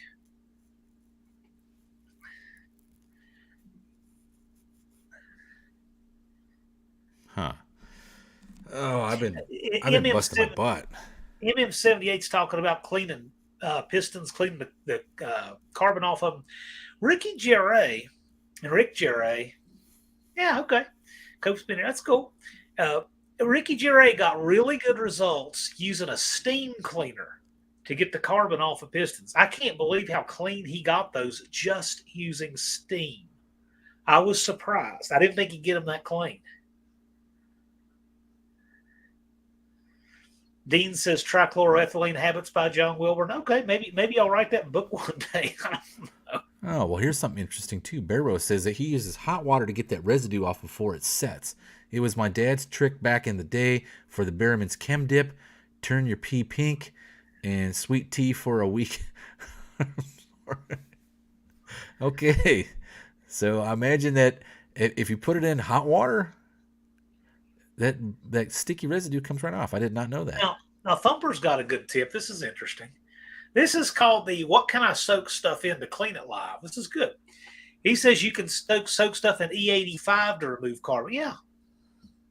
And by the way, I'll plug it in case you guys missed it. I did a live with Thumper a while back. I guess it was last year on ethanol fuel. And it was excellent. Thumper knows all kinds of stuff about ethanol fuel. It was really, really interesting. I mean, Thumper did 98% of the talking, as he should, because he's the ethanol expert. But man, that's one worth going back to watch. If you want to go to school on ethanol fuel, that's the one to watch with Thumper that I did last year. It was great. Well, I did a video last year called The Cleaner, the Meaner. And I was mixing that Zepp industrial purple cleaner that you use for flooring at Lowe's. And I was cutting it 50-50 with super hot water. And I was dropping entire pistons and rods in there. And they were coming out looking brand new. Cool. Yeah. But you do have to buy the chemicals to do it. Right. Big Block 402 said that ethanol live stream was the most educational video on it. I agree. I thought it was great.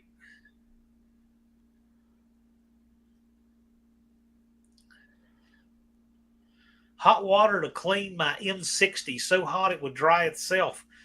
Yep, that's how I was doing. You doing have an M60? Awesome. You should bring that to No Name Nationals. Indirect Connections asking, I wonder if E85 would unlock an engine then. Thumper, what say you? Yeah, Andrew Nelson says link the live with Thumper in the description. If one of the mods can get that, that'd be cool. If not, I'll grab it here in a minute. But it's a live that I did with Thumper, the sweaty fat guy, on my channel last year. And it was a live on ethanol fuel. It was interesting stuff. The Nelsons also run E85, run ethanol.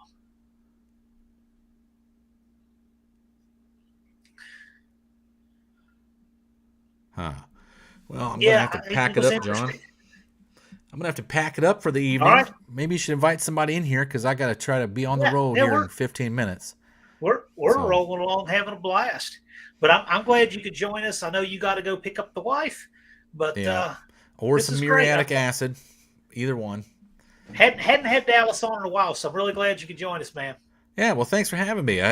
If somebody needs in here, just I guess hit me up. No, don't hit me up. I'm leaving right now, so I'll see y'all later.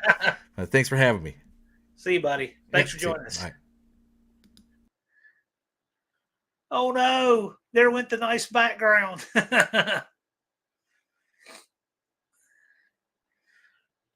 Acetone is cheap, so is used ATF. Yeah. Transmission fluid and acetone is a good combination.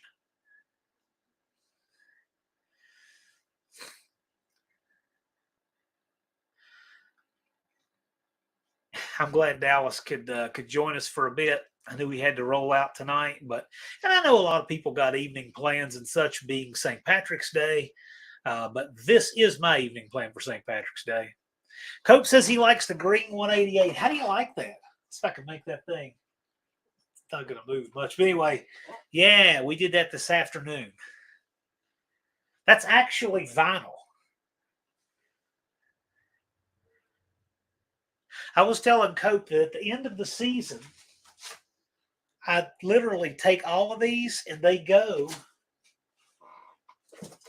will all go in here. This is the book. Okay. Oh, here's last year's book.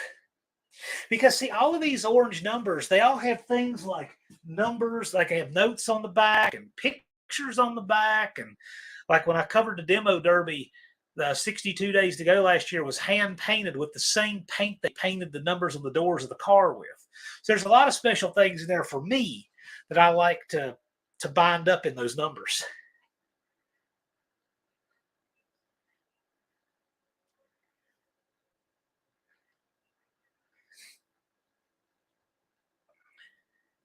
So Barrow's acetone and ATF has been my go-to. Did a video series on it.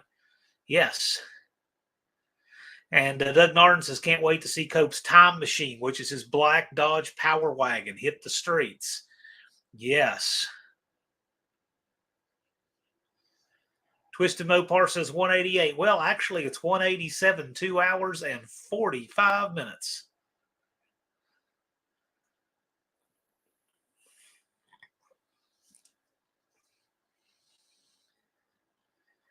Yeah, every time I've been up there where Cope is, it's been cold.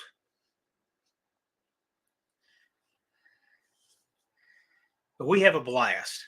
Have a lot of fun up there with him. Next time I come up there to Lowell, I really want to go over to the what is the track that's about a half hour from the shop that's grown over, the old AHRA track that you can see that was closed in 1984. I really want to see that. That'd be so cool. That's a warm weather thing, though. Oh man, Thumper the sweaty fat guys. He's bringing the heat this year. New Guy's Guitar. Did you see Dan almost die on my live stream? No, I'd like to though. What was the time on that? I'd like to see that. Cope says 39. Okay, yeah, US 30. Yeah, exactly. That's what I'd love to go see that. Go take some pictures. No plans, 187. Anyone working on projects better get moving to the finish line. I agree. Chris, are you going to do it? You know, man, you could jump in the mix and make some content, get your subs and all that good stuff.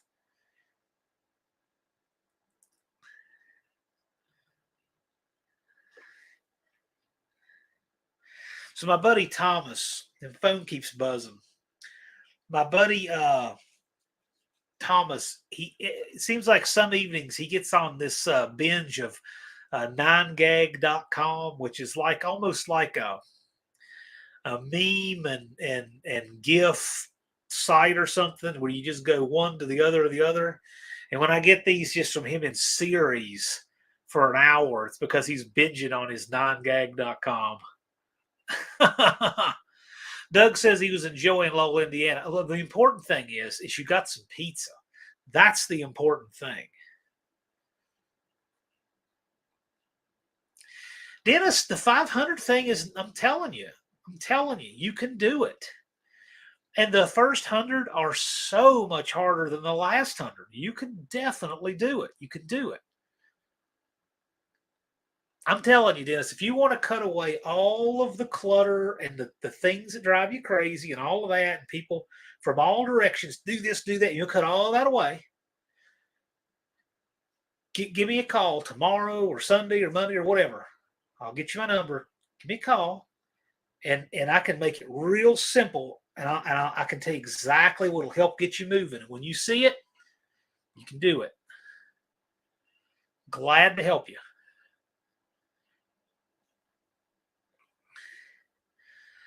Well, Chris, I'll tell you, I sympathize with that. 168 days snow and sleet. We got some Canadians that are hammered no. Look what Nolan did from Wild Rose Garage last year, and Big Mike and Barrows and Russell from Outfits.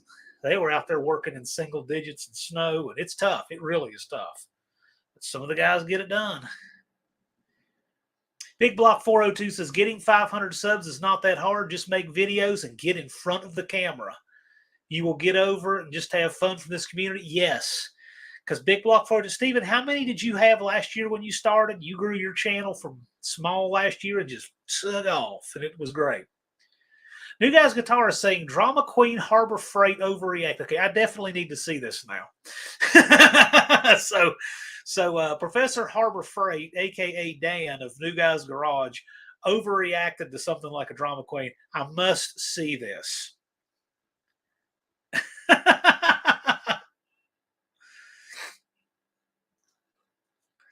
Dan says, I've worked the stone cold. Yeah, I have to. I will tell you, though, I hate working in the cold. Man, I hate the cold. You have no idea how much I hate the cold.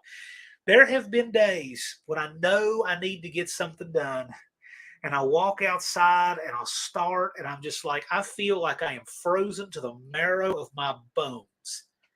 I'm like, I'm feeling it in every movement of my hand. Like, no. I mean,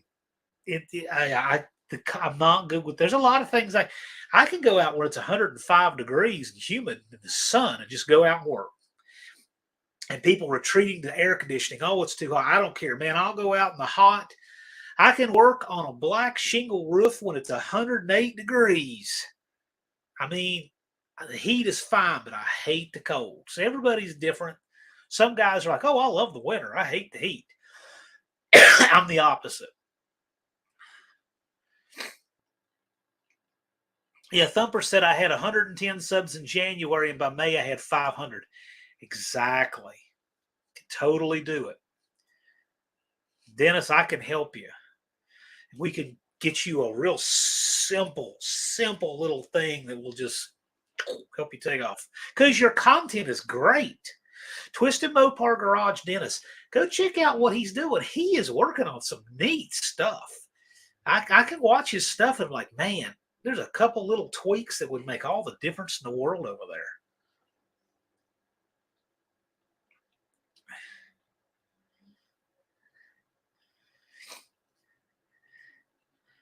Big Block 402 says, I'd rather wipe sweat from my eyes than have cold feet. 100%. High five. Yes.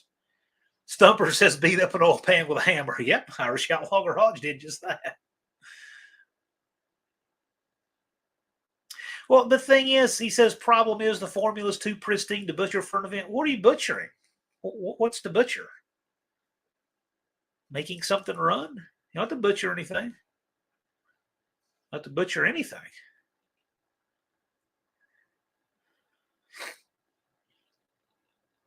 Dizzy said he plowed snow for 12 years and loved doing it. Now, see, I actually like that because you can sit in a warm cab. Twisted Mopar just subbed. Hey, Joe, if you're going to be in here just a minute, can you grab the link where I did the ethanol live with Thumper, the sweaty fat guy last year on ethanol, and post that link? If you could do that, that would be really awesome. If not, I will send it to Andrew here after the live. Robert Magny's in here. If Robert Magny, every time he did an email with pictures of his truck, would do a 1 minute short, he would have 500 right now. Yeah, right. Blue collar's exactly right. Chris, parts can be unbolted. It's not forever just because it's not. He's exactly right. I have learned in my life, and I thought very differently in my 20s than in my 40s. It's not a destination. It is a journey, more than I realized.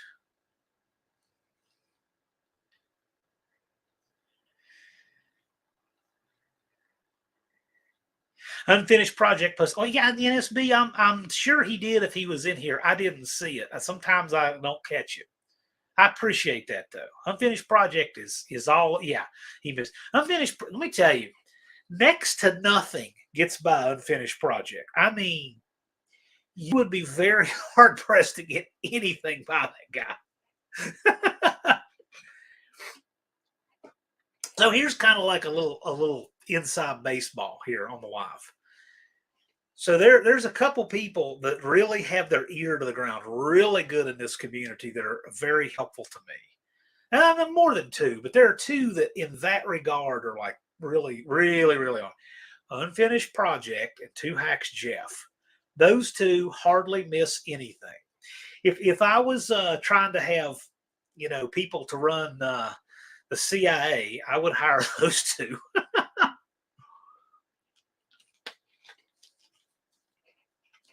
Oh no, dog broke tone and bled all over the kitchen. Gosh, Blake. Hope your dog is okay. His dog Joey.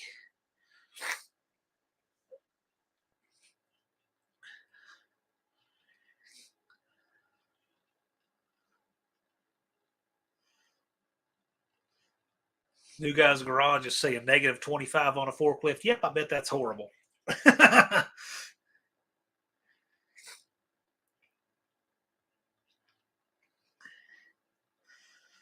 Since Detroit Diesel doesn't make boots, I bought a pair of Caterpillars. Well, there you go. I had a set of boots, Rocky boots, last year that I really, not last year, probably 2 years ago, I really liked. Man, I liked those boots. They were so nice. Great tread. They were pretty comfortable. Uh, Gosh, the only downside is somehow I hurt my left foot wearing one of them. And I think it's my fault. I think it was where I was trying to stomp I was cutting up a tree with a chainsaw, trying to stomp it into submission, and I hurt my left foot. And I had plantar fasciitis to deal with for years after that. And I had it in my right after that. It may have been unrelated, but it just, something put a bad taste in my mouth about those boots. I love the boots. I'd love to have another pair.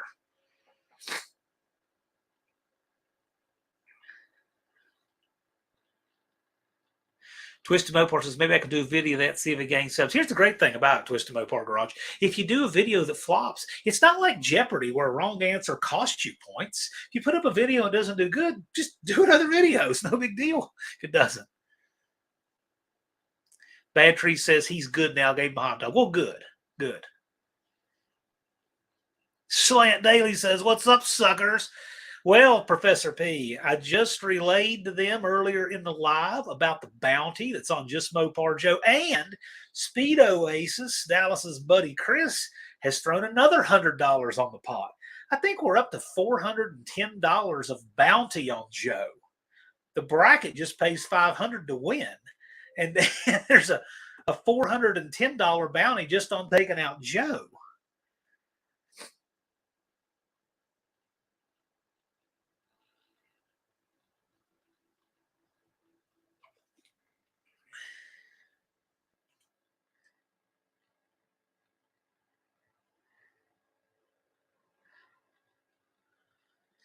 Well, Chris, here's the thing about the vision. I had a vision for my cars a long time ago, too. And I'm telling you, you get one go around, so do what you think, but you don't get to do it over. Robert Magny says, I'm not sure what was worse, changing a tank engine in Germany in the winter or 125 degrees in Iraq in full combat gear. Oh my gosh. And I'll tell you, I haven't been in the military, but I have worn a full plate carrier and rifle and everything in the heat and the sand just in training. And man, that's rough. I've had just a taste of that. You guys had to do it every single day. My hat's off to you. Yeah, blue collar, it's miserable, isn't it? That first 30 minutes makes you not even want to stand up.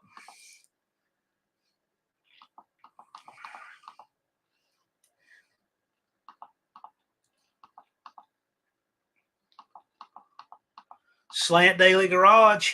Okay, here's here's the lowdown on the bounty on Joe is 160. But if he wins, I'll pay 200. Right. And that's exactly what I gave him. So it's 160.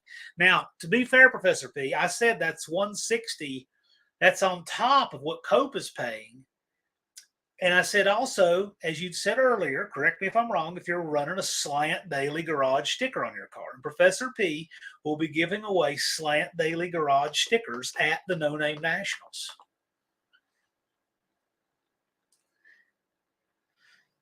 New Guy's Guitar saying plantar fasciitis is swelling of the tendon on the bottom of your foot. Okay, I wasn't exactly sure what caused it, but I had it so bad in January 2020. It was about the peak of it. I could barely walk. I could never have done what I did at No Name Nationals on my feet if it was like it was a year and a half before that.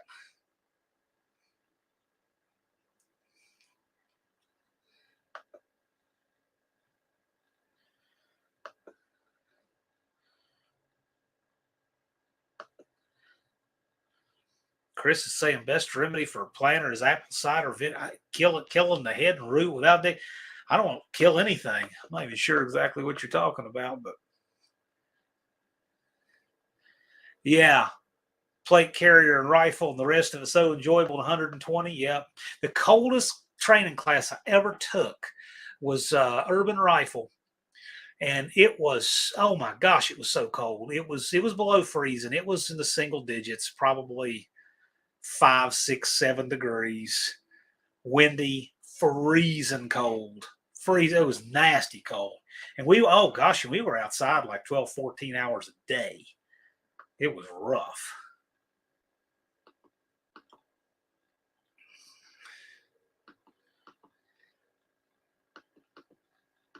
Yep, Slant Daily says correct. All right, guys. So when you get to the No Name Nationals, important, get in, get checked in. You should see me first just to make sure you're checked in. Get your car number. I check you off. Get your weekend passes. Okay.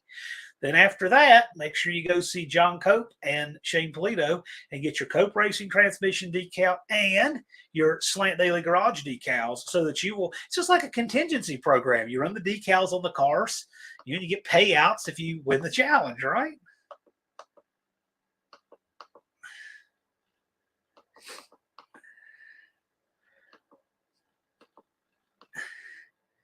Yeah, see, like exactly. It's like contingency money, our style of contingency money.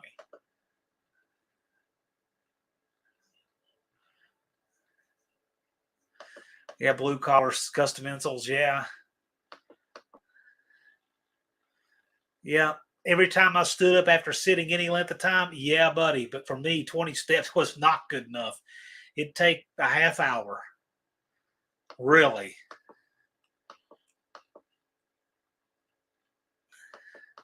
Yeah. Okay. Yeah. There we go. That makes sense. Greenaway. Plantar fasciitis, not plantar warts. Okay. Now that makes a lot more than what in the world he was talking about. Net guns are perfect for capturing rabid dogs. The net guns are cool. I've seen those things on TV. They look like they'd be fun to play with, just to wrap a person up. Never gotten to shoot a net gun. I've shot a lot of neat stuff, but never one of those. There was a guy. So I used to have a classroom at the gun shop that was not too far from here. And there was a guy who really wanted to be shot with crowd control riot rounds, the rubber buckshot. And they at the show, I didn't do it. I wouldn't do this, but they agreed. Okay, man, if you really want to feel what a riot round feels like, and he agreed to it, they did it. And at 25 yards, he's like, "Oh, that wasn't that bad." So he moved up to 20. He wanted to get shot with one in the butt at 20 yards. He took one at 20. That wasn't that bad. But when they moved up to 15, he just about went down. And it didn't do any real damage, but he's like, "Nope, we're not moving up any closer." I wouldn't play with them like that, and I don't recommend it. I don't recommend anybody here do anything like that. But some people just like weird stuff. What can I say?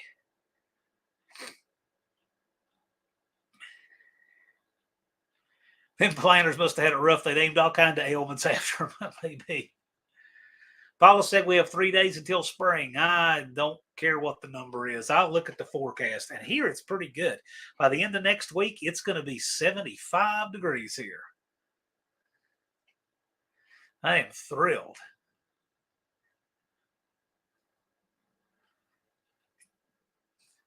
NSB, instead of repainting his roll cage, he's just going to use stickers. Okay. I will say one thing about that, though, NSB. If you put stickers where the welds are, it might cause you a problem going through tech.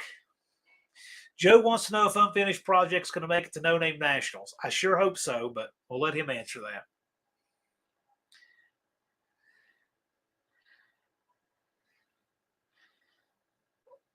Road Beer Garage is this weekend down to 19. Maybe where you are, I don't know. It's going to get down to like 24 early in the week, but 75 at the end of the week. The only thing I don't like about that is it means mowing season. And I think I hurt the engine on the mower the very last mow of the year last year. And the reason I say think is the last mow of the year last year, it's idling, and I backed the trailer up to run the line mower on, and it stopped. And I took the cap off, and it looked pretty low. I thought I had run out of gas. I filled it up with gas. And I'm like, I'm not even going to start this thing again. I just pushed it on the trailer. Didn't even think about it. And then, like, I don't know, a week later, I go to start it, and the starter clicked. And I tried to jump it, and it just clicked again. And I got to think, I said, that might not just be a low battery. I may have actually hurt the engine. I haven't tried to turn it yet because it was the last mow of the year. I said I'll get to it later. But I may have hurt it's an 18 horsepower, 2-cylinder Briggs & Stratton. I've been mowing with that thing for 16, 17 seasons now. It's been awesome. But I hope I haven't hurt that engine. If so, you might get to have some Briggs & Stratton engine content on the channel here real soon. I'll know here in a few days. NSB, gosh, his weather in Florida is not going to be, it's going to be that warm here in southwestern Virginia. Robert Magny says, I was at Ace Hardware today, and they had a Steel Zero turn mower, and it was $7,500. Not me, man. I got my mower for free. It was free 99. I put about $200 in it, and it's been awesome. The only thing I've ever had to really do, well, first I caught it all up. I put tubes in the tires. I put a kit in the carburetor. I had to put a fuel pump on it, do some wiring, and it's been awesome. The only thing I've had to do to it since then is I destroyed one of the blades. The rear tires finally rotted in two, and the steering box. The steering box on the old American Yard Products mowers is really janky, and they won't last. And they just don't hold together. So I did have to put a steering box on, but it was cheap. I mean, the whole steering box, brand new, was $71.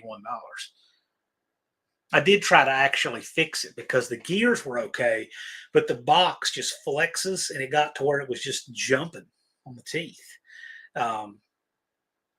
It's just a bad design. So I gusseted it and reinforced the box, but it just still wasn't happy. Auto Salvage Outlaws is registered. Unfinished Project is registered. There's things that happen in life that keep people from going, but I sure hope that both of them can make it.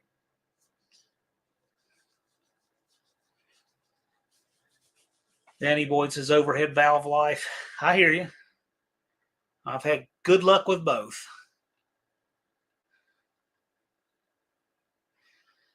Chris says, what's the plans with the Roadrunner? Well, you're seeing them because something had to give. I had an event that had to happen in September. I had a house remodel that absolutely had to happen. I had no leeway in that. And the Roadrunner. I could do any two, but I could not do all three. So if the Roadrunner took a back seat to the other two could still happen. If I gave up, if I did the Roadrunner, one of those two would have to go. So either we just don't have an event or this house just falls in. What am I going to do? So I took the only one that I could possibly give and still potentially keep all three and postponed it. I do have plans for the Roadrunner. I actually do. There's a reason I'm not mentioning them because you'll just see it. When the video comes out, it'll make sense. There is Roach Runner stuff in my head in the works. Auto Salvage Outlaws is spot on. We're going to be there with or without a car. Yes, absolutely. The most important thing is get there. Duddy got the Taco Express in the 7s. Did he, Blake? Did he? Yeah, that's right, he did. Because I know at Sykeston, he was around an 810, high 8.0s. He must have gotten the 7s this spring. Good. Duddy has a 750. Yes, he does. Duddy can run 750s with that.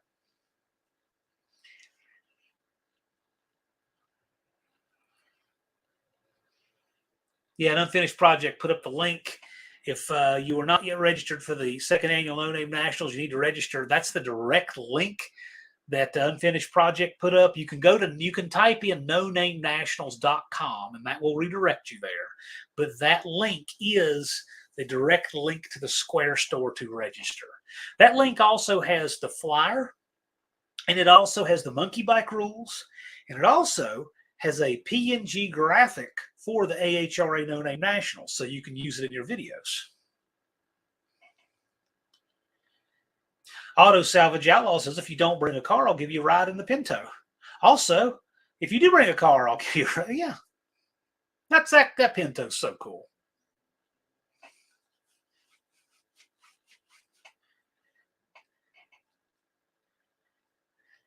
Hey, I get it, Chris Greenaway. No, I get it. I'm just saying that's the reason for that. But so old Brian Cabral, the troll channel extraordinaire, business must have been slow in Troll World. So he put up a 20-minute video a few days ago taking swings at everybody, including Dallas and I. And he was saying that I didn't get the Roadrunner done. Well, first of all, he's never done anything. The only thing he's ever done is get some new dentures from the VA.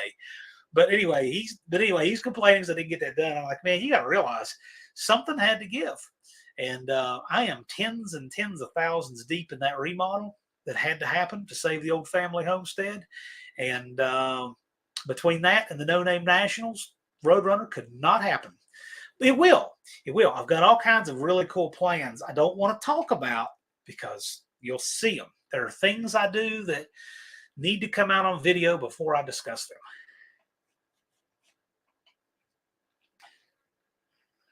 Gotcha, Chris. Well, here's the thing. As much as I try to tell everybody we try to prioritize, this is the make it happen year, the reason I do that is because none of us are promised tomorrow. We never know what tomorrow will hold.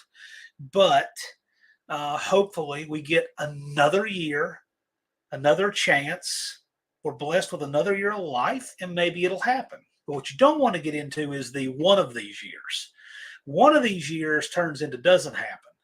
If this is the year, but I come up short, and then next year's the year and you come up short, you're a lot more likely to actually not come up short than if you see what I'm saying. It's kind of the opposite. It's I would rather try and come up short than saying I won't try until I have all the cards. That's just kind of the way I say it. So just understand that's the reason why I put so much stock in the current year. But that said, I certainly hope that I will have the health and longevity and everything will allow for us to continue to have this event far into the future. Yes, Auto Salvage Outlaw is going to make it. Busted Radial is going to make it. I like that channel name, by the way. When I see Busted Radial Garage, I think of a white wall bias ply tire blowing out on the rim. That's what I think of. Thumper says if you don't get to the car this year, it just means you have to collect parts and stuff next year. Yeah, well, that's true. I do try to keep, Quentin Tarantino said something really profound one. He's actually a very smart guy. We're different as night and day, but he's a really smart guy. And he once said that he was only going to make 10 movies. But the reason he said that wasn't as much as 10 movies as it is, I want to keep my best ideas at the tip of the spear. Very, very smart.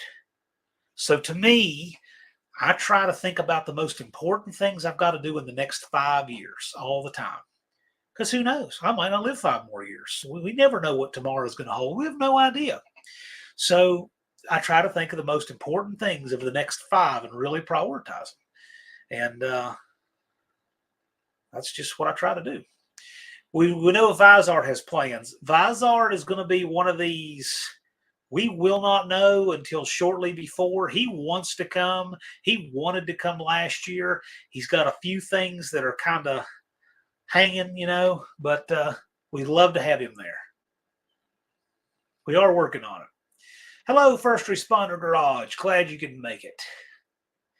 And Don said something. Don English, by the way, is a good role model for how to make stuff happen. That guy's a make stuff happen guy, which is in general a lot of the No Name Nationals community. I can truly say we are a make stuff happen community, far more so than most of the other communities on YouTube. And Don says you need to be vested or you won't be motivated to make it happen. I agree with that. Don walks the walk. Much respect for Don.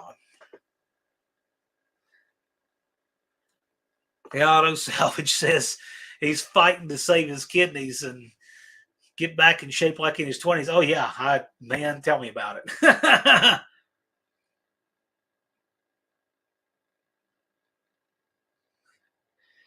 I get you, Chris. I get you.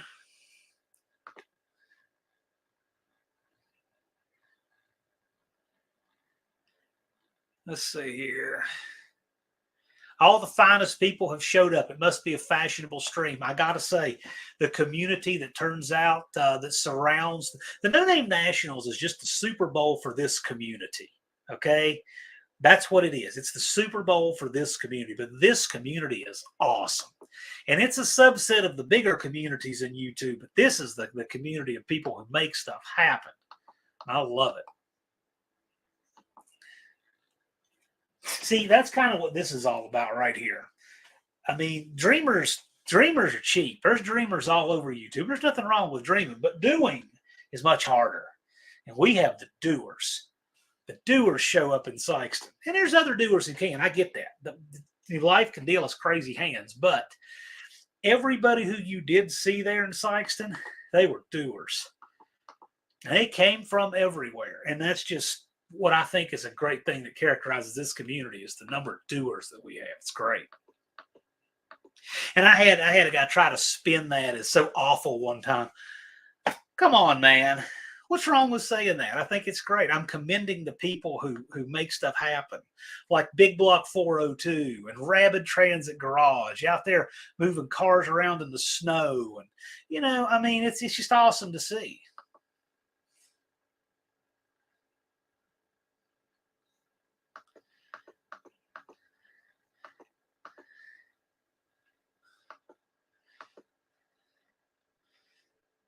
Joe is asking about this Slant 6 bill. Yeah, I heard something about that.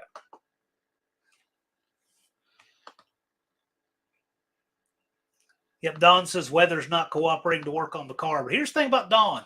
Don will make sure to make it happen on the days that it does because Don is keenly aware of this number.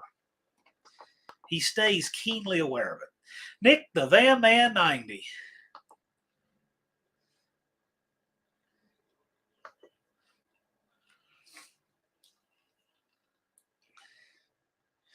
So most of the old parts, and Rust is saying, I would have to put water in it and be ready, but I need more than that for you in the 2810-5 class. He's going with a bigger turbo.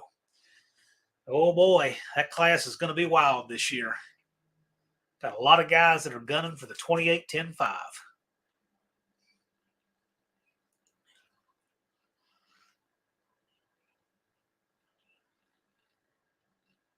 $38 POS Racing says you got to screw up for the lessons to stick. Man, I get it. We all pay a lot of tuition in the school of stuff that didn't work. The best thing we can do is try to pay that tuition once, right?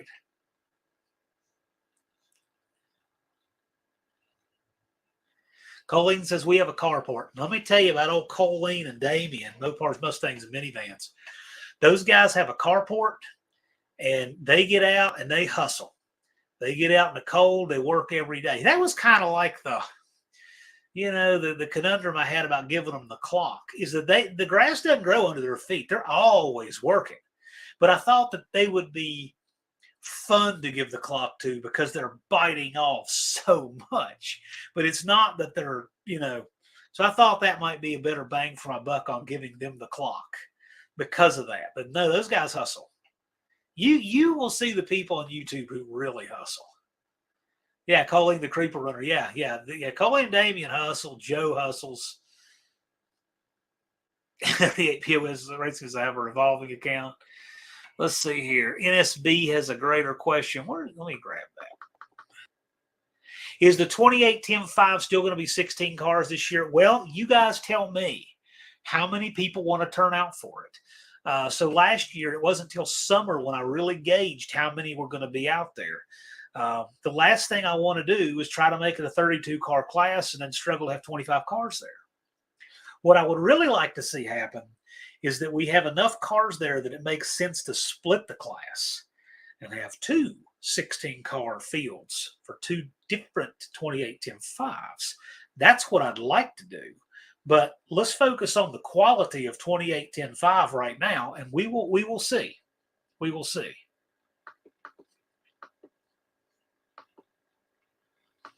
You're always better off. This is just a general sales thing, okay? You're always better off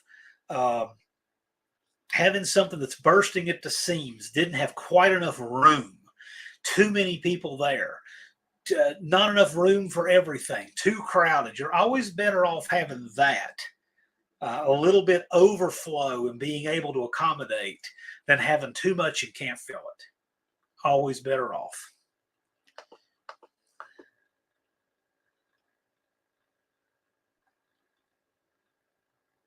Busted Radio says, I'd love to have another big body car to run with Lynn at No Name Nationals. That would be fun for the crowd. Yeah, sure.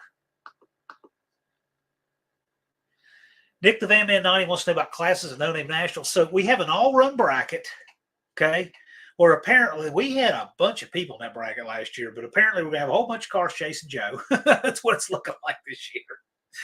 But we have an all-run bracket on Friday, burnout contest Friday night. We have 28-10-5 tire on Saturday, and that is the only class that requires, an entry fee in addition to your regular registration because it has a good-sized purse. So it's a $100 bill to enter, 28-10-5. And those are our classes that we have. You can also do call-outs, which is not really a class. You can call out anybody you want to and do your race. Thumper says, I'm thinking I need some 10.5-inch tires. Thumper knows how to build them. Slant Daily will be, let me tell you, you guys think you're going to bring something for 28-10-5. You better bring something. And Joe put up the link for Nick the Bam Man. Very cool.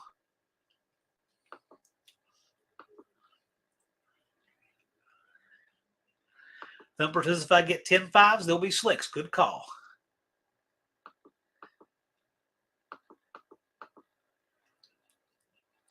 Most of the old parts of the rest is Christian. You need a 69 Roadrunner.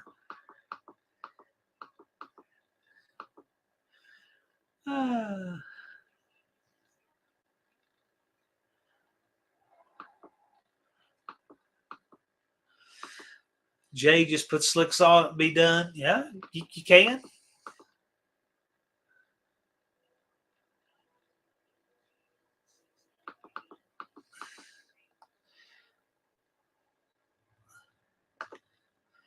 Jay saying drag radials.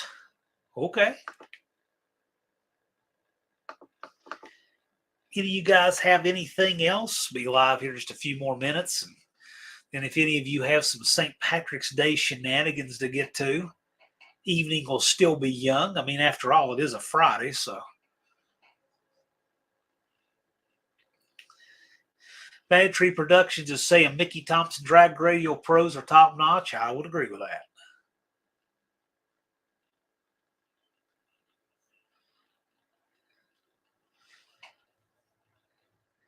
Nick is running two 15-60-15 radials. Yeehaw! I run two 15-70-15s on the Assault CRV.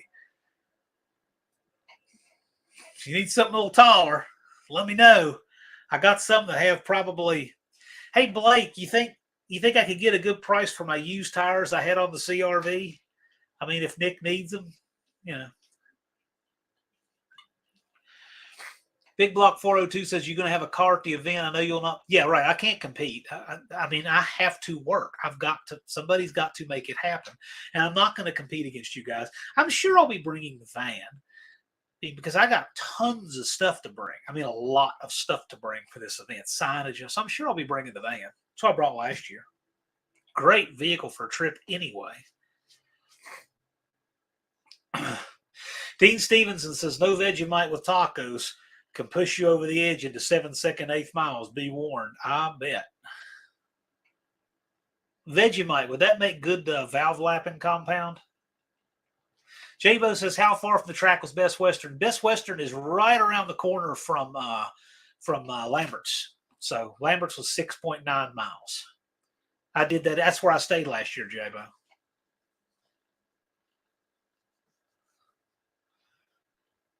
Dean says spinning isn't winning.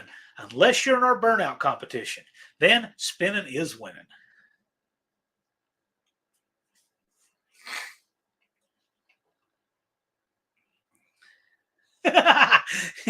Nick says I can make a pass to the Astro. You never know, but I'm really listen. I really truly am thrilled to help do this event, and for all of you guys, I love doing it. I wouldn't trade it for the world. So yeah, Blake is saying my tires turn into slicks every 10,000 miles. Yeah, I run a tire way past what a tire should be run.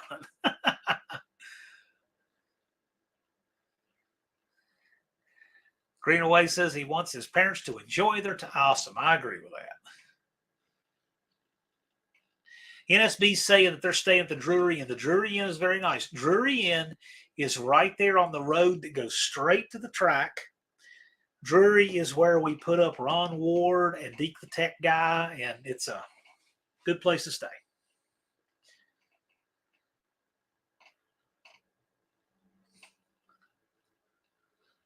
Colleen says you'll miss all the shenanigans if you go to a hotel. The shenanigans have to be reasonable.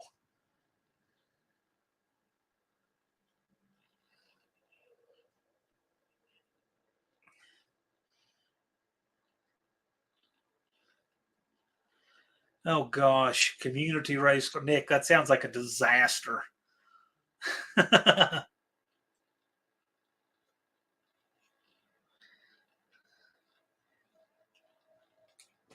Oh, just Mopar Joe put up something I did not catch. If you like 80s Ram Chargers, I'm starting a new project tomorrow. Video in the morning. Cool. Slant Daily is staying at the track. Okay, there you go. So just the fact that Professor P is staying at the track, you know where the party is now.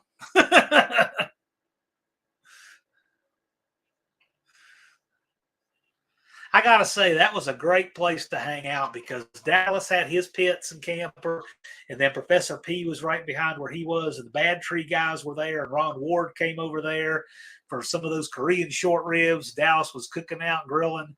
That was a cool place to hang. But then you had Camp Dust Devil down at the other end doing whatever shenanigans they do. So we had different neighborhoods in the pits. It was very cool.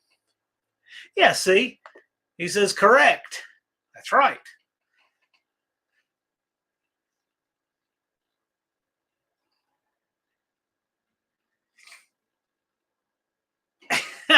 Doug says I want to. Well, come on, Doug. I gotta tell you, even if you don't have 500 subs and you're not racing, understand a weekend pass is awesome. You will have a blast as a spectator. You will have a blast. I mean, you can go watch the racing at the fence if you want to. You can watch at the big end, but walking around the pits, all of the YouTubers whose videos you watch and you recognize, it's so cool.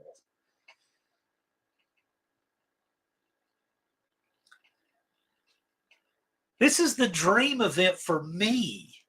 It's the whole point. Bad Tree says might be in a tent, van, camper. Or okay, yeah. Well, whatever. I call it Camp Bad Tree because it was Blake and J-Bo and they had the ladies there and Jeremy was there and Duddy was there and Dodge Whisperer and his dad were there and Joe was there. Camp Bad Tree was great. JW, you inspired me to be a doer. I'm contacting my town's municipality next Friday to start putting a cruise together. Great. Cool, man. Do it. I will say one thing, though. Just a word here. The town is usually the hardest person. In general, local governments are hard to work with. Kind of like my place to start would be get your car friends together and have private property and that. And then once you got something really going, you can say, hey, would the town like us to incorporate this into whatever festival or something? Because the town, if the town had good ideas, they wouldn't work for the town. They'd be in business for themselves.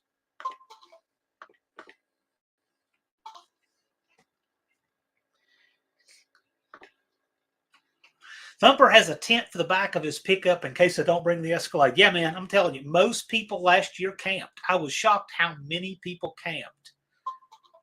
Yeah, MMM slept in his car. I think Jed slept in the front seat of his Charger last year. I mean, most people camped. It was just, yeah. Cultured Redneck Garage, Kyle says, the community is such a good group. Going as a spectator is equally fun. I totally agree. And I'm so glad you were there, Kyle. I'm really hoping you have a huge head start now. I'm hoping you jump back in the No Name 500, make it happen. And I got to tell you, as cool as your car is, there's a lot of people who would love to see your Sandrail, that dragster, Volkswagen dragster there. That would be freaking cool. Yeah, 6% says he'd like to camp, buddy. I got to tell you, yeah, it takes a little out of you camping. I agree, but hey, man, it's one of those things. Be there, be comfortable, enjoy it your own way. And Chris says I'd be there for the car show. Totally agree, because we have a big car show at Lambert's and a cruise, and you can just hang out. And here's the other thing, too, about as far as that goes. You can take your show car if you just want to, and you can go up and take the tree and make a parade lap down the track. I don't care. Totally fine. Nothing says because you're going down a drag strip that you have to try to break your car in half getting to the other end. There was a guy that brought a 7,500-mile Cosworth Vega and a 23,000-mile 73 or 4 Roadrunner. Okay. And I told him, I said, I understand these are low mileage, show cars. I get that. I said, but if you would like to go up there and make a side-by-side pass, just being ginger with them, just to show the cars off, taking the tree, you're welcome to do that. So just remember, you don't have to try to throw the drive shaft into the stands just because you're on the track. Thumper says you can do portable camping showers and tents, 300. Yeah, well, if you want that set up. James and James show. James and James, it's timely that you're here. We've had people talking about questioning being able to get 500. Do you have any words of advice? James and James went from about 40-some subs to 500 in 2 weeks. I think actually about 17 days last year. They put on a clinic of how to do it. So if you got any words of advice, James and James, let me know. T's Good Time Garage. This is a channel I have been enjoying lately. He just put together a torque flight for his car. Man, he does the kind of stuff that we all enjoy. I'm really hoping T's Good Time Garage can make it to the No Name Nationals. I know he's in Utah. And I get it, man. That's 2 states in the middle and some on each end. But I'm hoping you can make it because you would fit right in with our crowd. We'd love to have you there. And he's already got 300, almost 400 subs. He can get his subs. If people want to go over to T's Good Time Garage and check out his channel, you'll see what I'm talking about. He's got it going on over there. That's one of those channels that I enjoy, but I don't say much about for the simple reason that there's so many people in the No Name 500 and there's so much we're doing here. But the stuff that I like to watch and content I enjoy, that's one of them. T's Good Time Garage. 815 LSX Swaps, glad you could make it. Who is also the motorsports paparazzi, I believe. Isn't that like your alternate ID there, 815 LSX Swaps?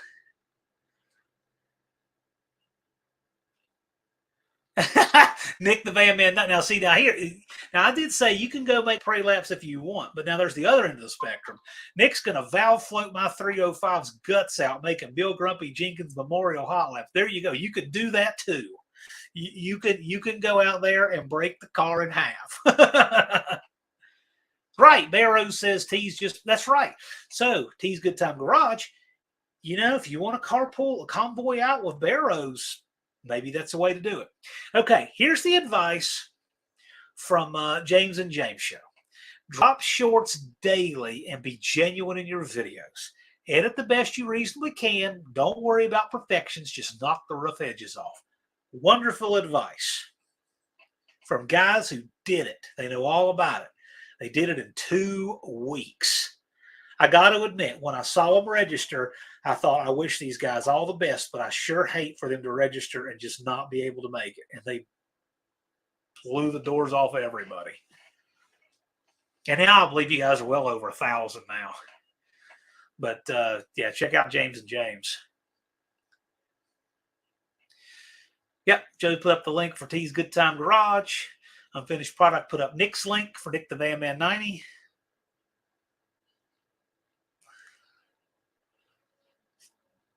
Yep, Barrow says spot on. Yep. Yeah, it was fun seeing James and James get there that quick. They put on a clinic. But it was good. And good guys, too. I really enjoyed that. They brought the Nova out. They were chasing gremlins a little bit on race day. But, man, I'll tell you what, it was a lot of fun. And I'll tell you, one of my favorite little short clips I have, I'm pretty sure I sent this to Big James. Little James on the monkey bike, just blasting away in the countryside, cracks me up. That was so much fun. I love that clip.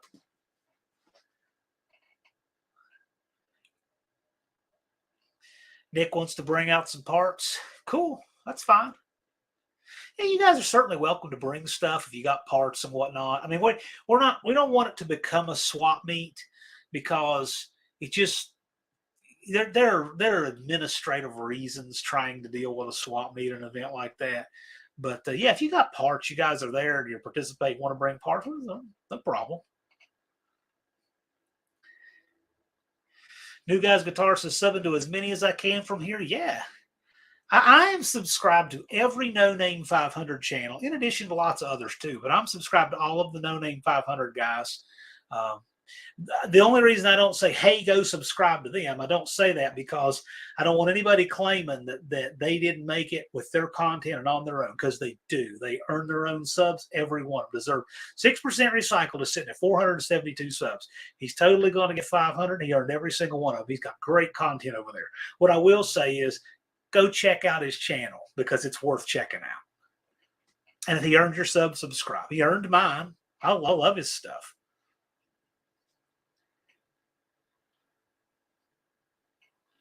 Yeah, James and James say me and Big Block 402 may do a kickoff party a month or two before. Yeah, cool. One-Eyed Cat says he's at 439. Current goal is 440. Man, Don, you're close. Close. You're going to get there. Barrows was at 450 up and down 4 times before he finally surged on through. You got to have perseverance.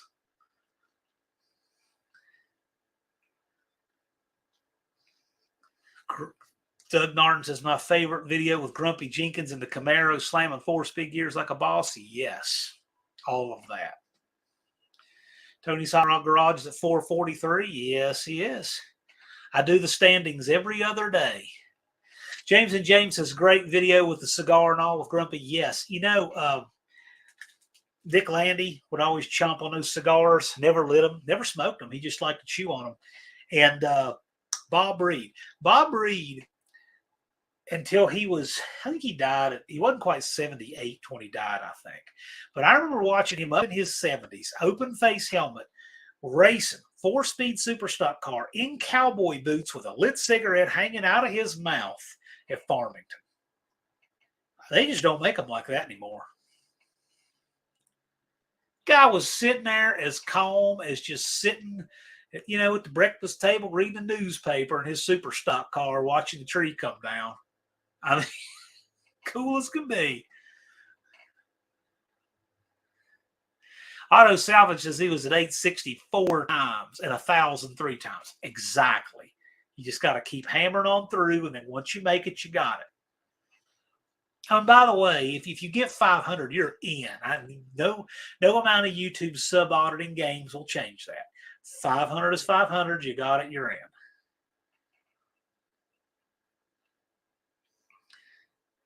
Indirect Connect says, I'm at 64, but I really need to work on videos. Hammer it, Jason. I like Jason. Jason's a dude that guy hits it hard. He makes it happen. He's another good example of making it happen. And he had a tough decision to make last year. He was wanting to do a big block for his car, and he said, I got a good chance of getting the big block done, but I have a better chance of running with the 318 poly and next year maybe doing the big block. So that was the prudent decision, and guess what? He made it. The car made it, raced all weekend, didn't break anything, and here we are coming upon another year to make improvements. Yeah, 6% says I was at 420-ish 3 times. Exactly.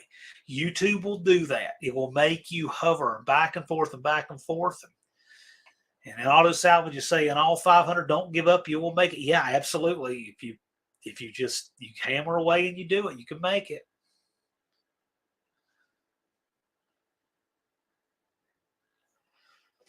Yeah, it looks like Big Block 402 he's already got his 2024 build. Yeah, great, man.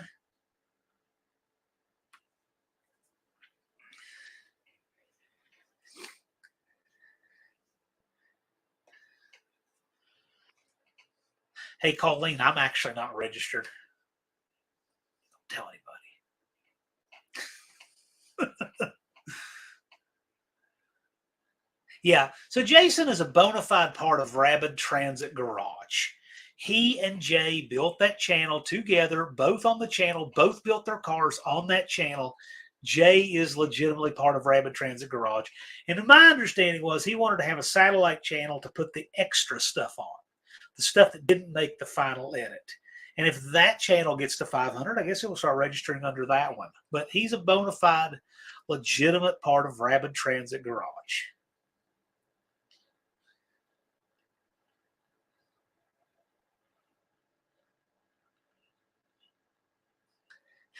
$815 LSX Swap said posting shorts helped my channel grow a bunch. Yeah.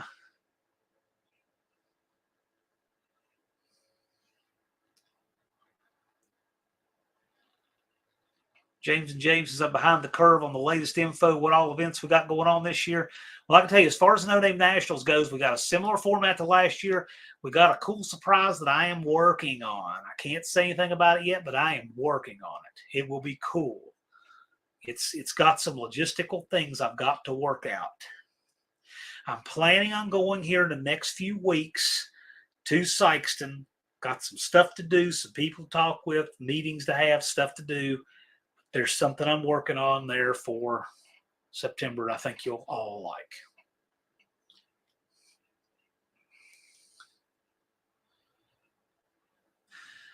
Don is saying my 2024 engine is fresh and ready to go. I've actually got Don's 2024 transmission. I've got it, and I'll be doing some content, probably put some content out on my channel. Okay, 6% Recycle says, as far as I know, I'm subscribed to all the Indian 500 channels.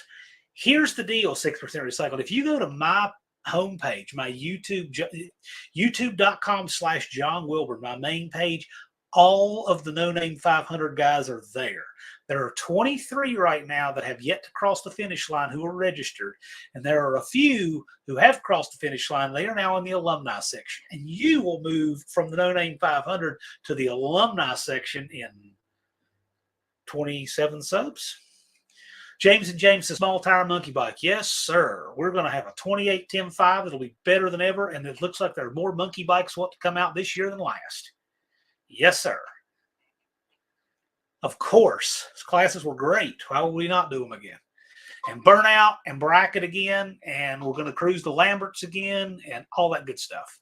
It's going to be everything last year was. We're just going to try to make it run a little smoother and hopefully have even more of our friends there this year than last year.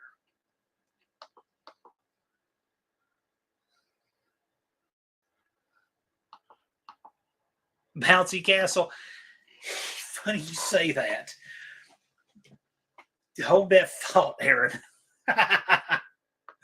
Funny you say that.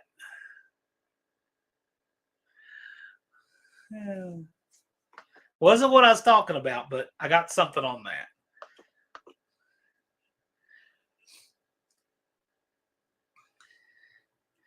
Yeah, Indirect Connection says, just Mopar Joe, my dad's been watching your engine build videos and is called almost daily, pushing me to spend money. There you go. Joe's got good build series. I got to tell you, if I was going to recommend anybody says, hey, I'm building my first big block Mopar or building my first small block Mopar, Joe's is a series I would say, hey, watch that. That would be like, if I had to pick one, that'd be what I'd pick. Joe does a really good job with that.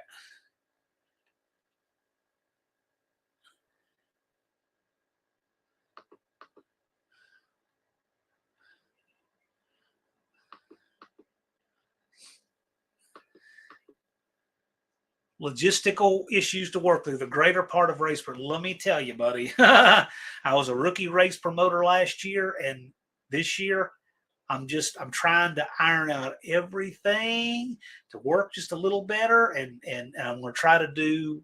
Last year was great. Why do we want to change everything? Just want to make things run a little better.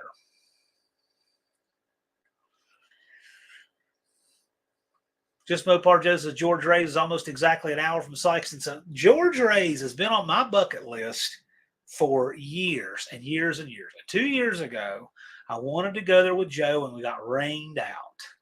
But we're going to make that happen. I really want to go to George Ray's. I'd love to go there with Joe. So we'll see. Nick is saying cruising Lambert's exhaust, because let me tell you, here's the thing about Lambert's. I'm not telling anybody to do anything that's against the law or they should do anything, but I'll say this. As much as we have going to Lambert's, the line of cars that will be coming in there, probably be a little harder to single people out, just saying. James says more tech inspectors and more barbecue nachos. The event would have been perfect. James, we're way ahead of you, buddy. We got tech opening on Thursday, and we're going to have some help for Deke, and so tech will go smoother. We got you covered. You're right. You're right on the money. Bad Tree says keep your head on a swivel at Lambert's. Yes, because Blake can throw a fastball.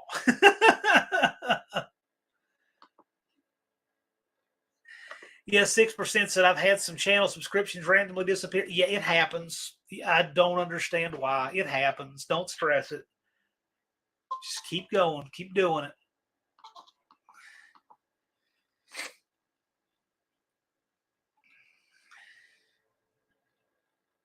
Indirect Connection says his dad's a Ford guy learning Mopar stuff. I got to tell you, Mopar's contagious. Because if you're a Ford or a Chevy guy and you start working on Mopars, you go, man, this makes so much sense. I mean, seriously. Isn't that right, Barrows?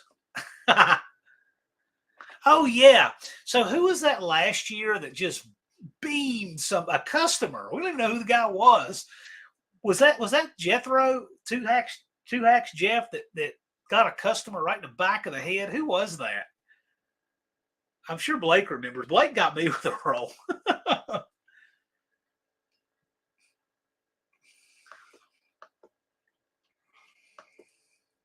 Big Belly Racing says happy St. Patrick's Day. Yeah, man.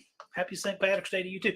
I have my shimmering green vinyl on my number this today. NSB says the Linko Dart may make it to Lambert's. Maybe. You never know what you'll see there. I know one thing. The owner of Lambert, Scott Lambert, third generation guy, he is super good to us. He was great. He closed off the entire west side of the parking lot and brought in extra staff just to accommodate our group. I thought that was awesome. So Lambert's, they roll out the red carpet. They're great.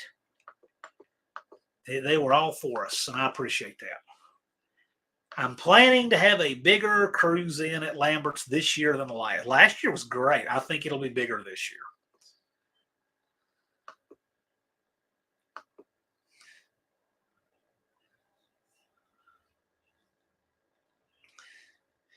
Colleen says, I'll bring my softball glove this year. Probably not the worst idea. Probably not the worst idea. Dr. Art wants to have throwed roll. And by the way, it's not thrown rolls. Their sign actually says throwed with a D, throwed rolls. Dr. Art wants to have a throwed roll call out for someone who can catch one in his mouth. I said, can my dog enter? I think he'd win that class like a boss. Just saying.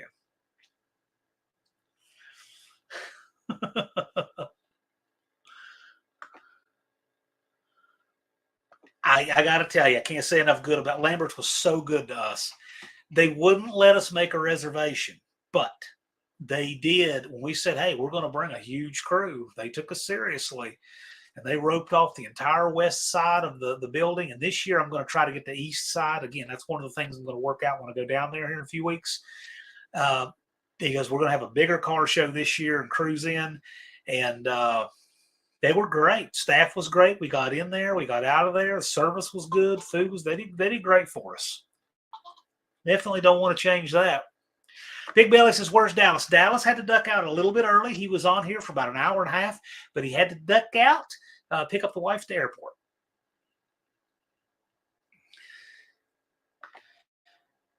Big Block 402 says, my favorite cruise. Mr. Haney, Squeaky Candy Cane, Perpetual Trucks all made the run to Lambert's. Every stop smelled like burnt rubber, bad decisions. So let me tell you something. Going to Lambert's, I was driving Mr. Haney, and it was a nice, easy cruise. Driving back from Lambert's, Cope was driving Mr. Haney. It was it was Dr. Jekyll and Mr. Hyde. Cope likes to party. What can I say? Oh, man. Bear Rose says, very good people in the whole town of Sykeston and Minor. Yep, it's a good community for our community. I totally agree. Even the gal at Staples was excited about the event when I picked up my business cards there. They're great. I like everything about going there. I really do.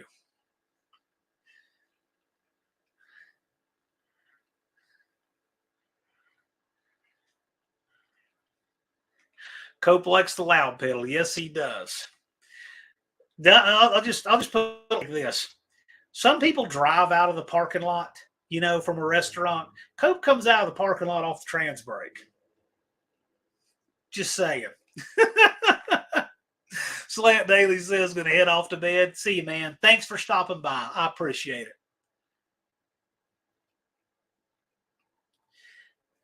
We'll stay on here just a few more minutes. Tonight was special. It's St. Patrick's Day special, so we're having a little bit of overtime tonight, just because it's a great, fun, and lively crowd, and I'm really, really enjoying all the crowd we have in here. So I'm just sticking around just a little bit tonight. And Nick says, I have basic tools with me. Glad to help. I got to tell you, that community's great. I don't think there's anybody there who wouldn't dive in and help. And Nick says he'd be willing to, and we appreciate that. Motorsports Paparazzi saying he started this channel in January, 33 videos, all shorts, 146 subs, and 90,000 views in 3 months. There you go. Danny Boyd says, I'm too old for St. Patrick's Day anymore. Well, I mean, look, all you got to do is exist through the 17th of March. It's really all you're required, right? Or are you talking about the drinking bender and stuff? That's not my scene either.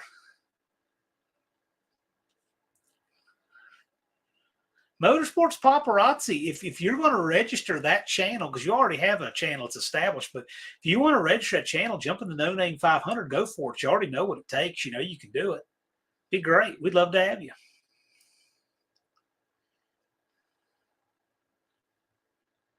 Videos don't really let you hear how loud things are. This is true.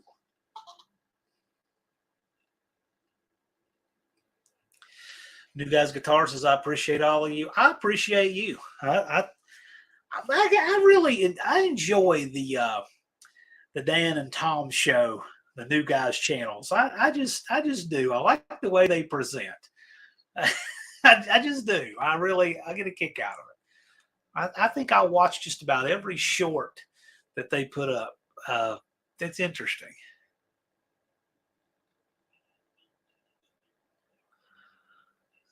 Nick says alcohol caused my last marriage and sobriety caused the divorce. Well, whatever works for you, man.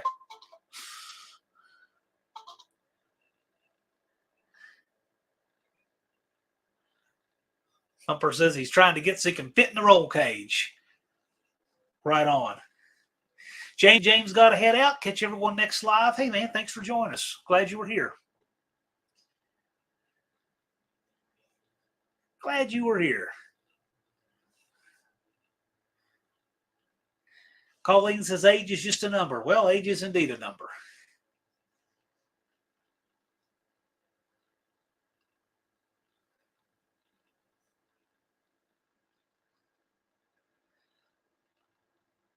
Yeah, go back and watch the meteoric rise of the James and James show if you want some inspiration. He actually put out a video with clips compiled from where we were talking about that on different various lives. It was interesting.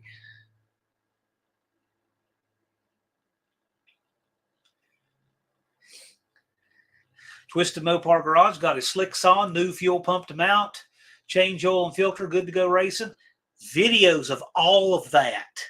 Videos of putting slicks on, videos of putting the fuel pump on, 2-minute videos, all of that. Those are subscriber-worthy stuff.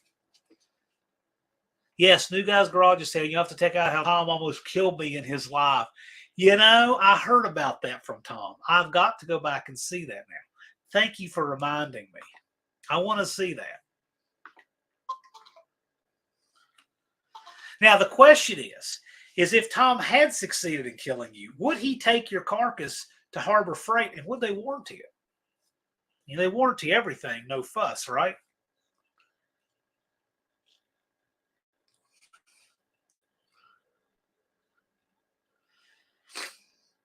It's a Twisted Mopar, Dennis. I can tell you, if your audio is crap and you've already filmed it, use it anyway. You could. It's so easy just to stick music over it if you want to, or just whatever. I can help you with that. I can really boil down to some really, really simple little things you'll watch your channel start moving really good on subs. I'm just glad to help you, man. And I know it can be a little overwhelming when you're kind of new to the YouTube thing, but I'm telling you. Thumper says, if Harbor Freight won't take Dan's carcass, I'm sure Walmart will. Thumper speaks like he's done this before. Yes. You know, yeah, and voiceover music is the key. Yeah, but I got to tell you, if you have any Twisted Mopar, Dennis, I can help you do it. It really isn't that hard. Here's the thing. I can help you if you want. We can find you a little simple, repeatable format that works for you, and just something that works for you. Just do it, and you'll watch. Your subs will take off. Because everybody's got a different thing. Dudes with Wrenches is like mastered the shorts. That's his thing, right? Whereas some people built huge channels with no shorts. And some people have, done all crazy edits and all voiceovers. And everybody's got a different formula. I mean, everybody did exactly the same thing. Why would we need all these channels? Yeah, that's right. So New Guys Garage says his warranty is long gone, but Tom is certified to clean me up. That's right. Tom is literally certified to clean up dead bodies. And there's a short on his channel that cracked me up over and over that. I don't know if I shared it. I think I shared it, actually. It was so funny. It was the way he and his guy that he's working with straight no-sold it. He looks over at the guy in the truck with him. I'm certified to clean. I wasn't kidding about that. He looks over at his friend. I wasn't kidding, was I? The guy says, no, he was not. They were just like, we've done this for the 500th time. It was pretty funny.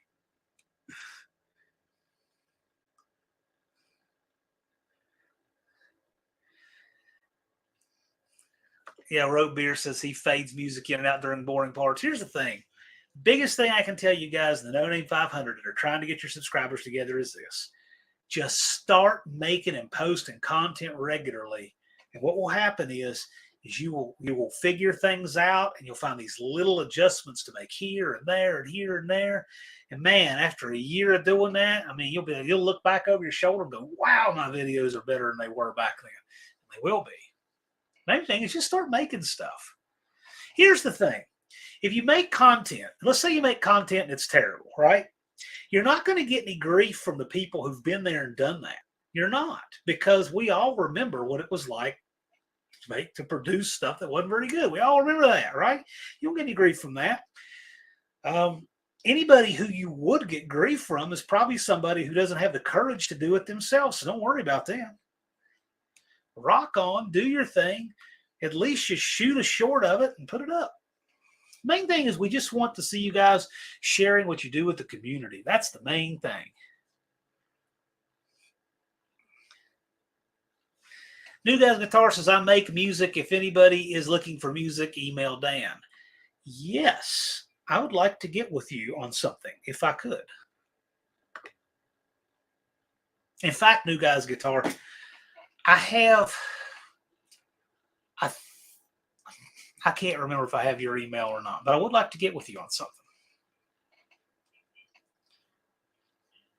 Bad Tree says later, Heatheners and Wilburn. Well, hey, listen, man, I'd like to think that I have a lot of the heathens here in this audience too. We don't need to rename them. They're still heathens.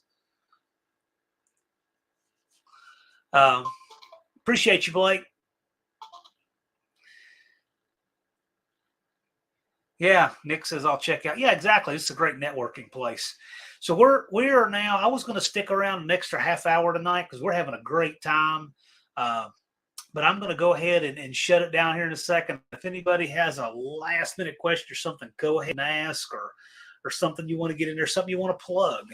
I really appreciate this group. You got something on your channel coming up and you want to tell everybody, well, you got a live audience, say, hey, I'm doing this next week, or I'm dropping this video. Now's the time to drop it.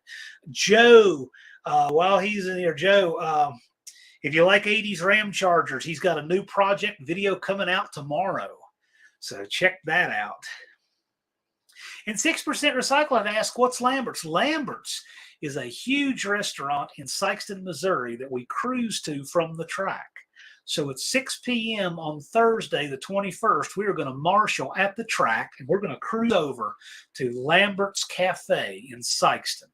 And the cruise now is open to anybody. You don't have to be registered, participating, or anything with the No Name Nationals. Thursdays, just anybody can do it. Just some dude who lives locally there who just wants to bring his hot rod and come cruise and can do that. That's for everybody. That's like the free, completely free day. And yes, Lambert's has a thing. They throw rolls. You can put your hand up and they can throw you a roll all the way across that restaurant. For real.